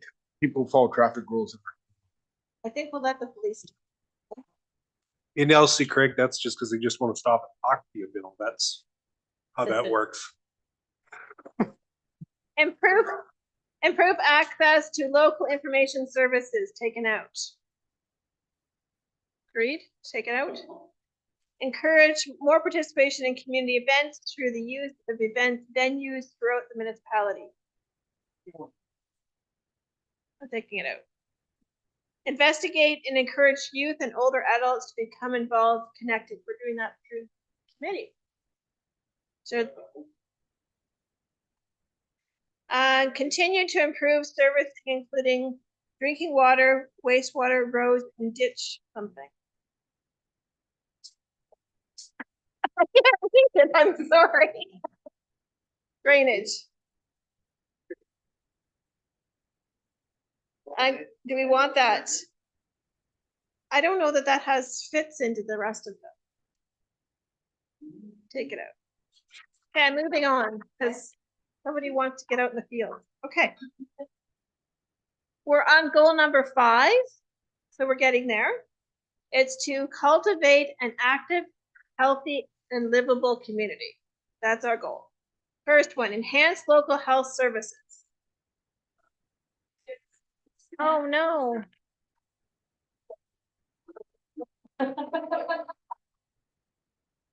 Where did mine go? Did I? Number 4. That's what I just read, isn't it? I just did. Yeah, I think you could. I said 4. I read the top line. Yeah, and then I said attract more doctors and alternative healthcare professionals to the municipality. Yeah, thanks. Thanks, somebody is. What? I'm sorry, that was my fault. Okay, thank you. Thank you. Number 4. Okay, we're on number 4. Do we want to attract doctors? Is that a priority? Yes. Do you want to establish new community partnerships to health issues? I think we talked about we want to be doing it with the folks across the street, correct? Maybe. Appoint a champion to organize community leaders to develop a vision for improving health care in North Middlesex through a rural health hub, improved medical facility. Okay, taking it out. It was taken out already. Create an opportunity in North Middlesex Medical Center for specialists and doctors to attend on-site several days a month. Out because the doctors are already doing that by connecting with the group they're with. Doctors are. Work with county's ambulance service to develop mobile health clinics for residents with limited mobility to address issues such as diabetes, arthritis, foot clinic, etc. What is your?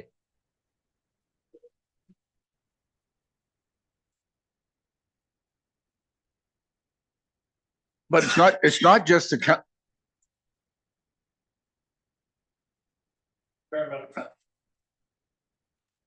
What are they doing here?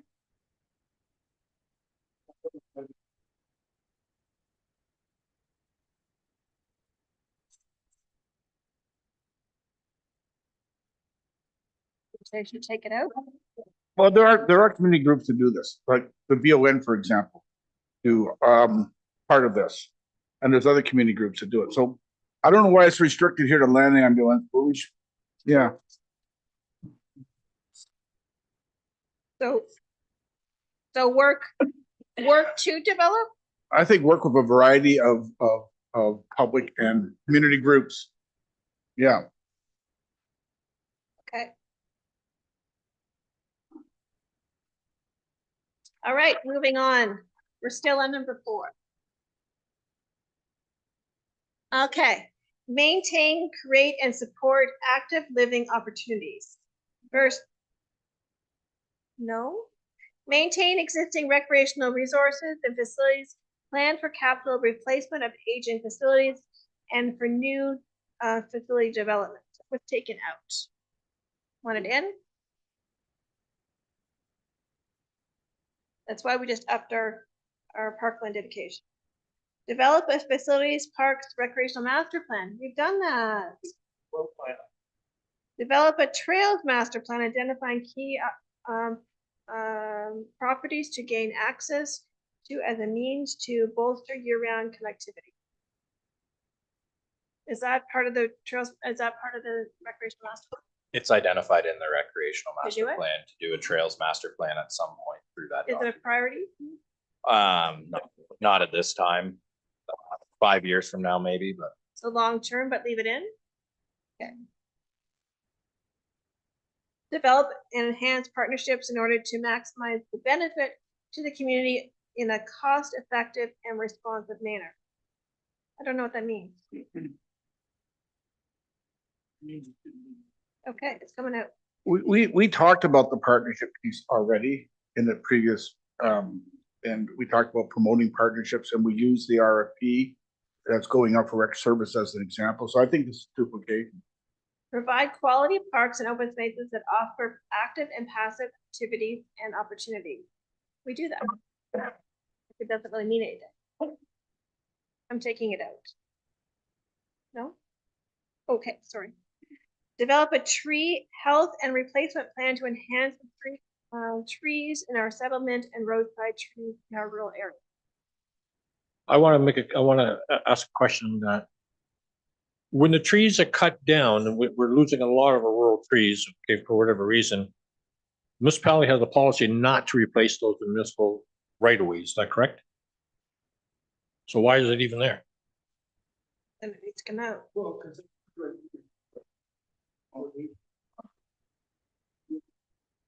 It's not on the road, it's still on property. What tree? We're hugging the tree? But in our parks, the trees in our parks, but that maintaining health. About our roads. It says to enhance the street trees in our settlement and roadside areas. Street trees. Yeah, that's, well, that's but at the same time, they took all, the trees that were taken out along the main street here with the road rehabilitation, they're gonna replace them. Is that not correct? But the point of this is to create a tree health and replacement plan. We want to do that. Well, what I'm reading here is you're gonna replace the trees you take out in the rural, on the street lines. That's what I'm reading. But we're not doing that. I think we're taking it out. Okay. Because if you are, you can replant some trees in front of my house. The next one was taken out, and I agree, increase awareness, municipal recreational facilities and activities. I think we already do that. Promote physical and mental activity through community design, programming, and libraries. That was taken out. You want it out? Designate routes in North Middlesex as cycling friendly and post share the road signs in appropriate locations. I like that bullet, I really do, but I'm not really sure what road we have that is safe for cycling.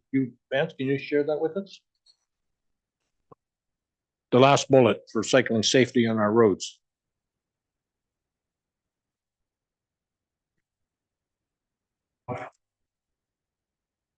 I'm not aware of designated routes per se in North Middlesex. Don't have a road.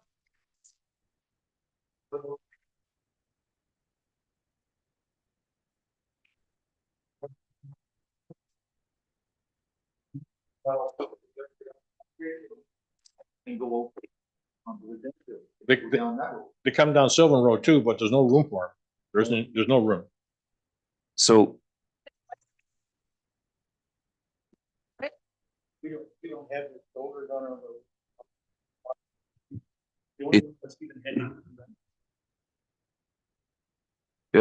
just a point of interest on that, if, for what it's worth, I could appreciate why that was removed. If you're going to designate a route as a share the road route for cyclists, what council needs to keep in mind is that when that is undertaken, what you're essentially saying is, please come with your friends and families. You can cycle down this road. It is completely safe to do so, et cetera, et cetera, et cetera. So in the future, if that does come back in where we're going to designate routes, that needs to be kept in mind, Because sometimes communities or municipalities will designate a route. You gotta increase the maintenance of that route and or road because you're promoting cycling on that road. So just a point of interest there. All right, the next one, thank you, Vance. Next one was promote healthy eating. The last staff group took that right out. Yeah. So that's coming out.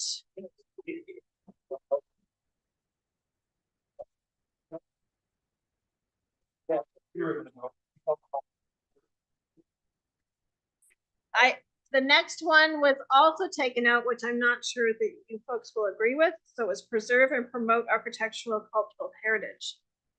That one was taken out. Well, we do have a new official plan coming up, and we are losing built heritage. I would propose we keep that in. Okay, so let's go through each one. Identify our cultural heritage landscapes and architectural heritage. Yes?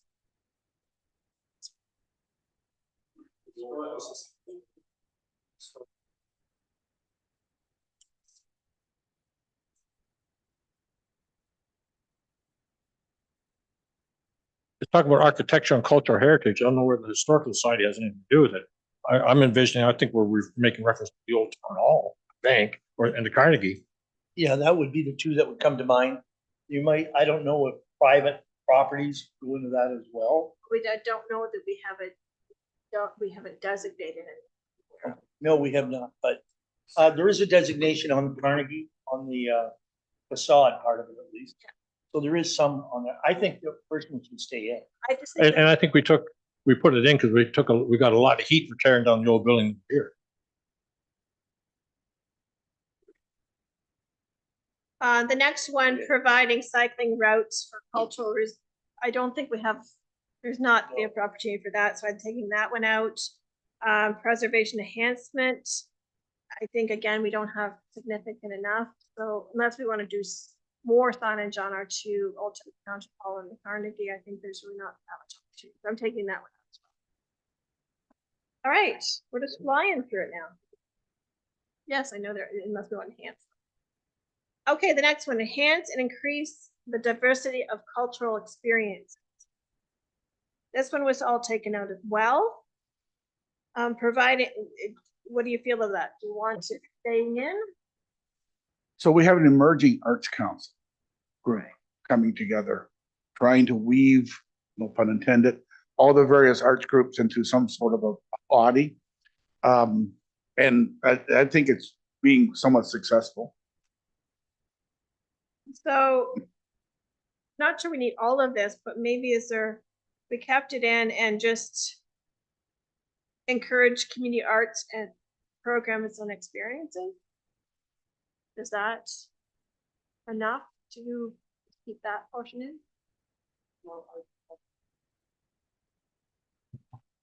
Could keep those two? I'm kind of with Councillor Nerd on this one. 1, 2, 3, 4, and 5.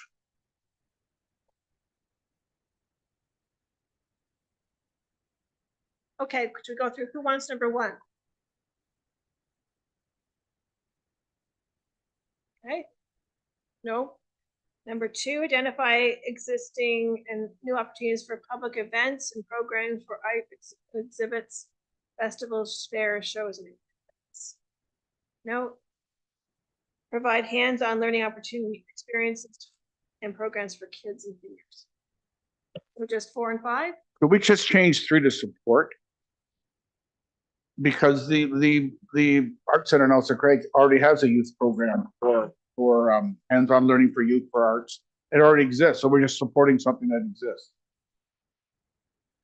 Well, we support it right now by putting stuff on our website. We support it through communications. I mean, it's not a financial support at this time.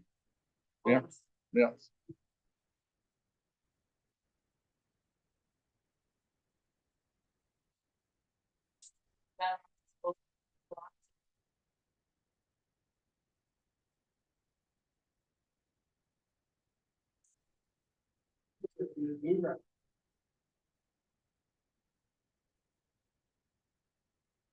Would that be support as opposed to identify? Yeah, I guess it, like, do we want to continue to identify, like, that was a new opportunity that came on Bluegrass. Do we want more of those type of events or do we not? Do we want to just leave it as we're happy with the status quo? That's, Well, if we identify new opportunities, that could be that. So should we look at it? Not, We are doing that through our economic development. And the staff that we have there, we have increased that quite a bit. Do we need to put that in there or? It's not. okay, going to keep number 2. So we've gone from taking it all out to keeping 1, 2, 3, 4, and 5. Oh, sorry. We said support hands-on learning experiences and programs for youth. Okay, I'm taking that.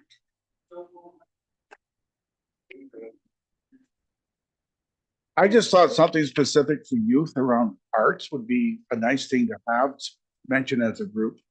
Because not every young person is in this.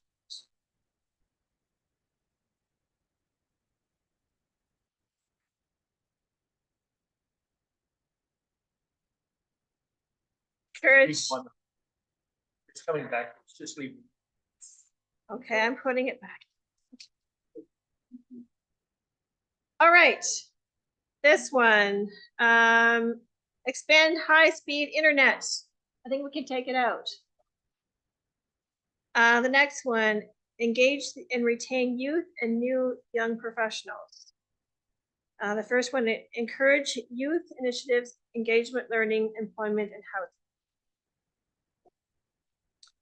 Develop a youth plan for youth retention and attraction.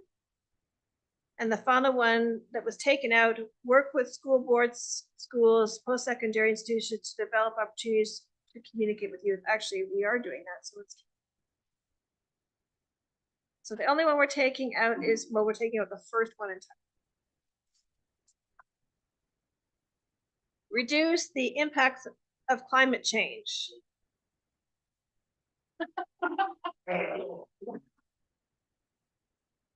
So just, so you know, in 2019, they took out everything except the first one, established idle-free zones in North Middlesex.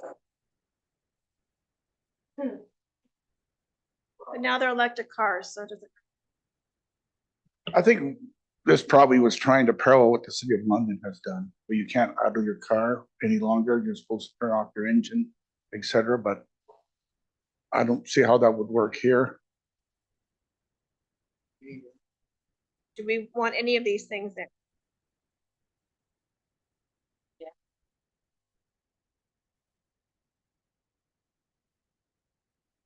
Huh?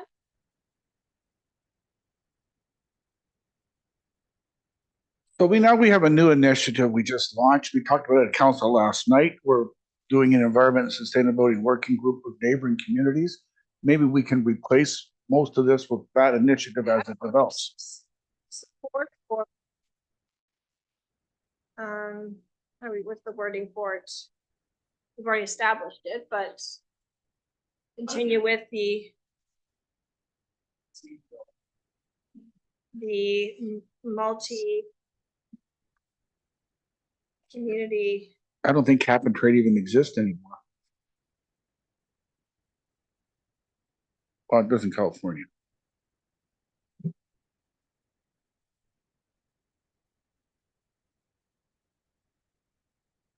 Yeah, I'll add something. I'll add one in there, and I'll still protect our trees and promote. Everything else is coming out. Carolyn, Yes. I'm looking at my slides here and I'm just looking at protect our natural resources. That was just above this one. Did we skip over that?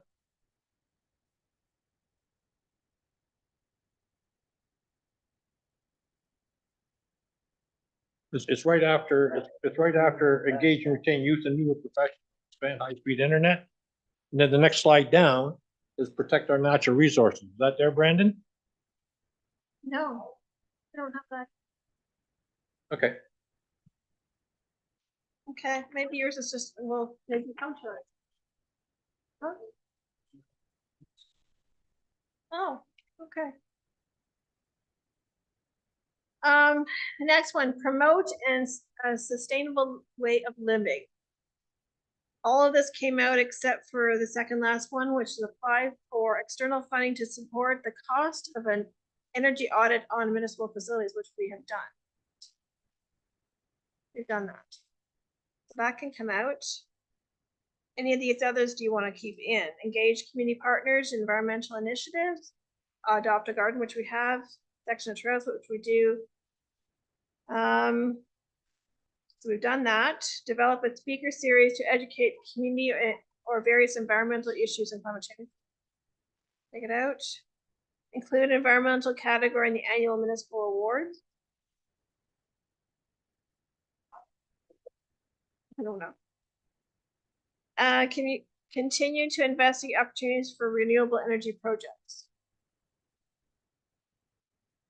Can we take this whole thing out? So again, I would suggest we're just at the beginning of an environment sustainability working group, and there may be some ideas from that council would like to entertain. So I'm referencing in the last one. Do we need them in here?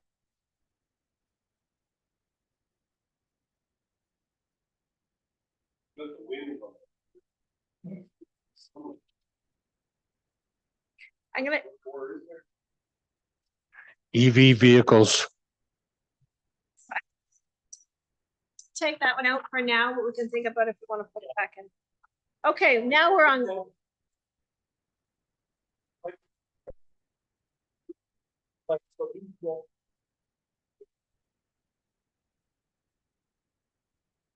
Okay, folks, we've got half an hour and we're on goal number 5. Promote economic growth through implementation of economic development plan, which we're doing. So the group before took out the first one, which is partner with province, Southwest Region, county education, so on, to more attract entrepreneurs. So we're doing that. We work with them already, so that's taken out. Implement North Middlesex economic development strategy according to the established timeline. We're redoing that right now, so I think that comes out. Build one brand for municipality. I think we decided we're not doing that. Focus support for small and home-based businesses through advertising, inclusion, and training opportunities. Well, we just created this new business association, which is exactly that. That can come out. Support the development of a local entrepreneurship, innovative hubs, and business growth. That's exactly what she's doing, but maybe we leave that because we're still supporting it. Or would that be part of the new economic development plan? Take it out then. So I'm taking that all one out. Then this next one, promote economic growth through implementation of economic development. This is continuation of the same one. Support development of Elsa Craig and Park Hill downtowns as vibrant, thriving areas. I don't know what, I guess the business initiative. I'm not sure how we're supporting them. I think we're supporting them through some of the things with flowers, with banners, with different things like that. So, and Yes, yeah, these I think. okay, so we'll keep that. Develop a strategy for agriculture and rural areas outside of Elsa Craig and Park Hill will address economic, social, cultural, and environmental factors. Developing a strategy. Develop a strategy. I don't know. So I'm taking it out. Okay, yeah, because I don't understand. Is that things like farm gate businesses, agro tourism, things like what the New Moon people are doing? Is that what that one is? I'm just curious.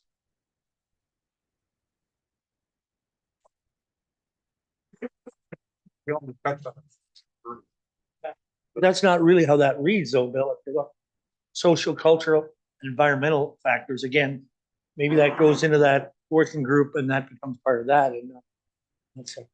The next one was a branding one. I took out. Support rural economic activity, including production of agricultural and agricultural related products and rural recreational activities. I think that's good.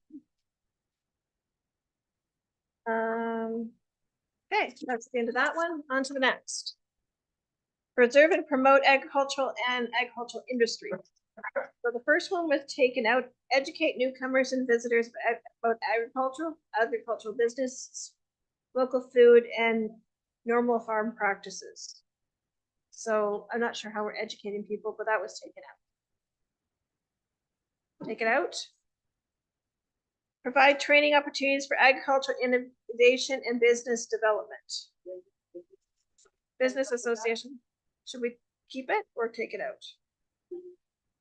Didn't we just have something like that, which I thought was really well attended? Form that we're already doing. Yeah, so I think, yeah, I like, Explore the development of a local farmers market. Support opportunities for diversity on farm income. I have no idea. I'm taking it out. Are there any zoning implications? Excuse me, on that one, supporting opportunities, are there any zoning implications that would go with that to allow people to do different things that currently might be restricted? I'm asking that question. Formally allows home-based businesses related to the farming practice. So like if for instance, your farm is produced of apple trees and you want to then sell apple related products in your farm, formally allowed. Farm related. just to expand on my colleague's comment there, the Texas Longhorn Ranch, to me, would be an example of where zoning, because they have guests come over at the ranch to ride horses and do cattle work and stuff like that, and they actually stay there. The value added to a farm agricultural use or production use, it's normally permitted. Okay, so I want to produce a cidery and have off sales for my alcoholic cider. It's becoming your primary use. Pretty extensive. No, but I do other things. I'm just trying to see why that's there and if there's anything we need to do on that. In part because we're going to be informing the official plan. That's why I'm. Keep that. To diversify. I was supposed to say income, I would say use. I guess, Diversify. and coming back to Councillor Irwin's comments as well, something I've always had real strong support for is a greenhouse operation and like in our communities. And I think some of that may require some rezoning or some planning applications that might fall into this. I'll change. If I may, when we did that, we were talking specifically about farm gate, different things like that, which were non-existent pretty much in North Bay at that time. Now there's several, so I think the idea of continued support to those opportunities, then it encompasses more, like you say. Different. But with that, others.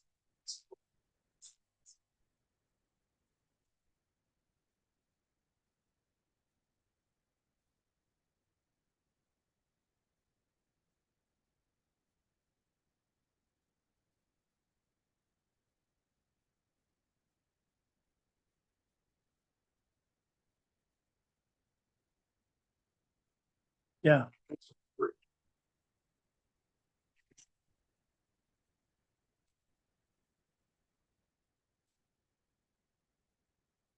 Final one is encourage value added technology, research opportunities in partnership with secondary and post-secondary institutions. I think that one came out because I think at one time we were talking about having Fan Shop come out with I think they have a John Deere program, I think. And they have some agricultural programs and whatnot. I think Western has some agricultural programs. And we were talking because we had a presentation over here at the library one year when it was well received. I would, yes. Yes. So keep it in then? Does that also encompass the day that they have, the trades day that they have at school? And they get the, yeah, they get the elementary schools coming on the buses as well. This one. Okay, next one, foster local entrepreneurship. Raise awareness of the economic impact of entrepreneurial activities to industry, council, and residents. I guess it's some sort of media campaign, but I'm not sure what we would be able to do with that. So I'm taking it out and getting strange looks. Participate, partner, and support Middlesex Business Help Center and other partners who promote entrepreneurial activities. I think the work that Natalie already does with the county as well as other organizations, I think cover that, to participating, to supporting, to partnering. I think I'm going to take it out. I don't know what else we can say. Develop a North Middlesex Business Center, small business.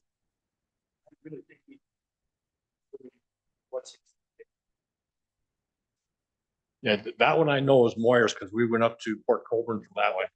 That was Moyers for sure. Yeah, and then I think create a speaker series, a business group. She's doing exactly that right. So I think this all is coming out. Oh, are you getting rid of my speaker? Yeah. But we're gonna keep doing it, right? I think it's part of the it's not part of the economic development plan. Yes. Okay, the next one was all taken out. Promote North Middlesex as a destination investment locale. Promote North Middlesex to ensure recognition of being a community that is friendly, innovative, welcoming to newcomers, especially for families, inclusive, open for business. Well, I agree with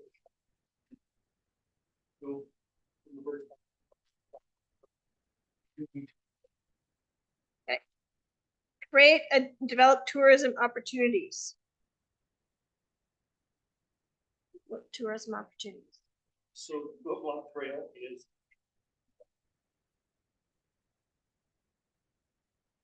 I asked that. I'm not sure what What tourism means. tourism op- I know we have some trails and so on, but it's not.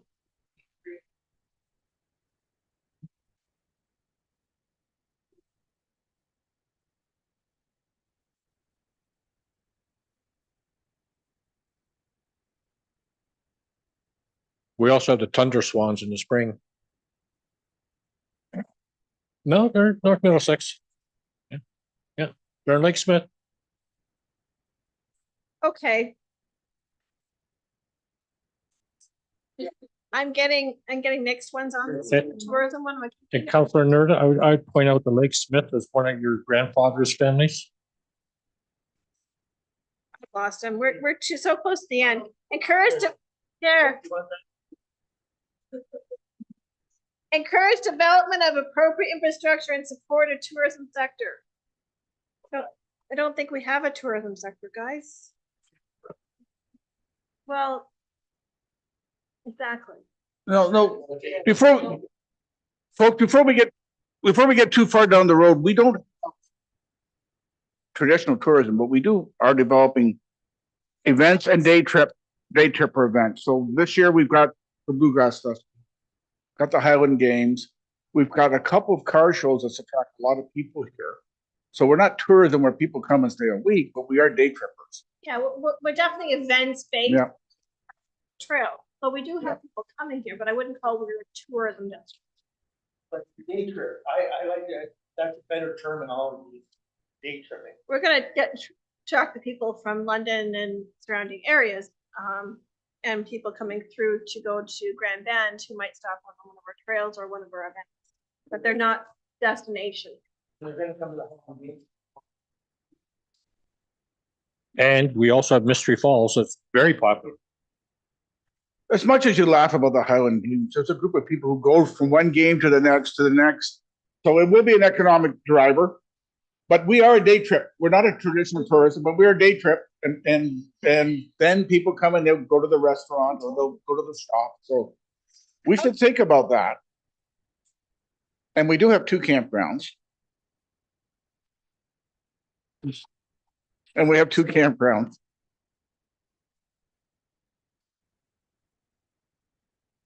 Economic development.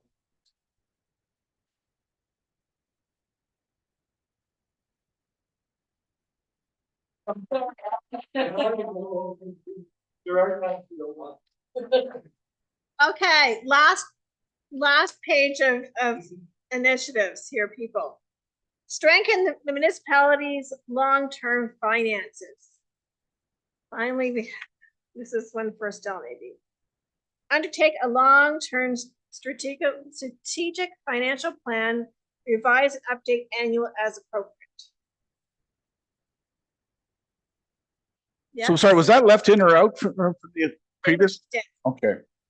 Continuously pursue funding from federal, provincial governments. I think I know that answer. Yes. Implement actions from the strategic plan into capital budget process. Yeah. Yeah. We have a strategic Partner plan. with other municipalities to share resources and cost sharing initiative. Yes. Maintain sound administrative procedures and due diligence pertaining to the municipal assets and public funds. Yes, so, yeah. Yeah. Undertake a life cycle assessment and management replacement program of all municipal assets. That's through asset management. Integrate all municipal documents, i.e. strategic plan, OP, master plans, into a timely budget application. Yes. All right, we did it. Only good. Woo. Now, what have we missed? What? Huh? We did? We did? Well, we got to go back to cultural diversity and being a welcoming community. That was something that we kind of put in the parking lot, but we didn't do specific pieces around it. Let me just go back to that.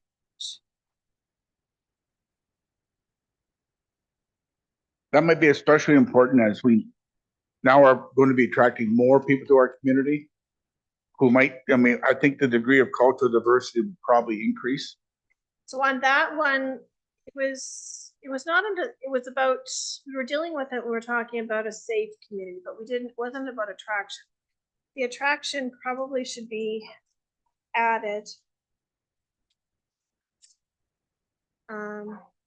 So I'm just gonna make a note of that and I'll try to slot it into the appropriate spot. So attract culturally diversified.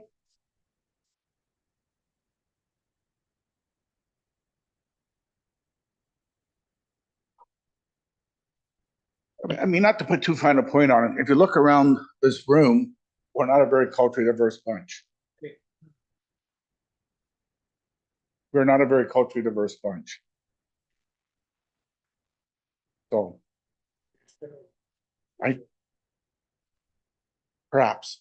But to your point, Bill, you're absolutely right. Sitting at this table, that is true. But that doesn't mean that's the future going, right? And so that's where we have to do what we can to make sure that people who are here, I think of Jason Kim, who may be retiring from what he's doing now at Sobriety, but very smart man and good people. And you're right, we have to make sure that if he can, for example, wanted to become a member of council, that he would feel comfortable. And I think that's where we have to take some strides and go forward. How do you do that, Brian? Well, that's more than just a conversation here today, I think. It's just, that's what I'm saying. We need to work to do what we can. So I've made a note of that. Is there anything else we've missed?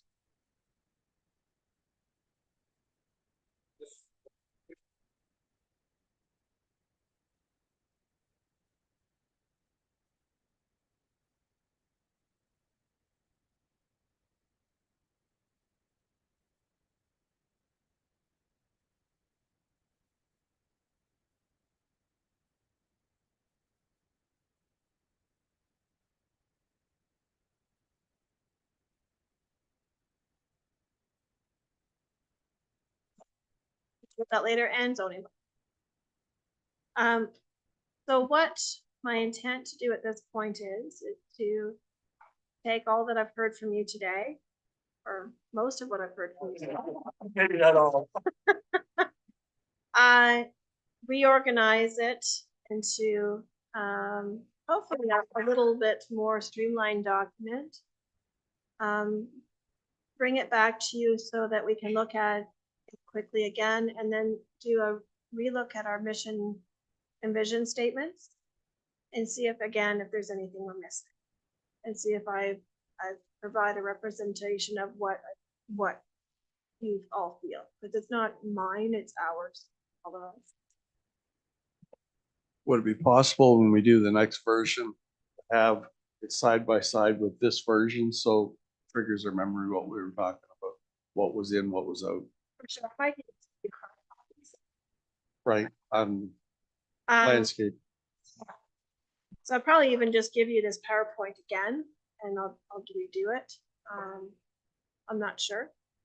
I had next meeting down here. It's a little more difficult now because of course we're getting into the summer season. People are gonna be away on holidays, all of that. I would like to see this move ahead quickly, but I'm wondering if it's maybe better to wait when we do it in September, when we can get everyone back together, or is there a time frame we feel we can do it? What's the time frame for our official plan reviews? Off later this month. Right. For the better for. And when's the, if we had to put a pin in the calendar, when would that official plan review be done? Well, she's still gonna be in the midst of it. Well, it's not something that's gonna be completed until, End of the calendar year or next? the first draft. Okay, because there's issues like industrial lands.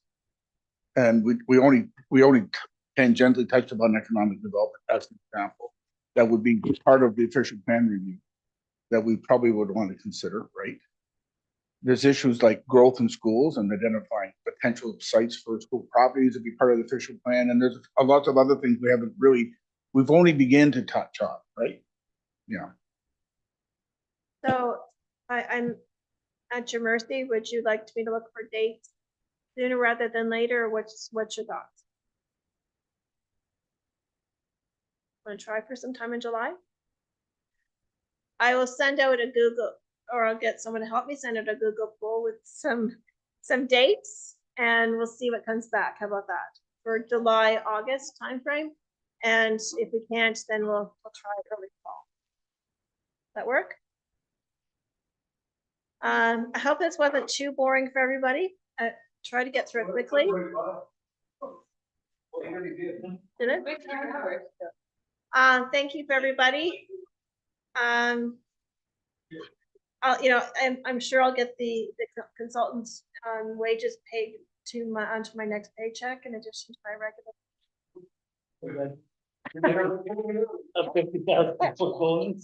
Whatever we pay. I'm just kidding. Anyway, I think it was a good exercise. So your worship, this is actually a public meeting conducted under the same rule of decorum as usual. So I'd recommend a resolution to accept the CAO's report. We have that recommendation in front of us, moved by Councilor Nerda, seconded by Councilor Daigle. All in favor? Carried. Thank you. And we do need a motion to adjourn. Councilor Irwin, and Deputy Mayor Hodgins, all in favor?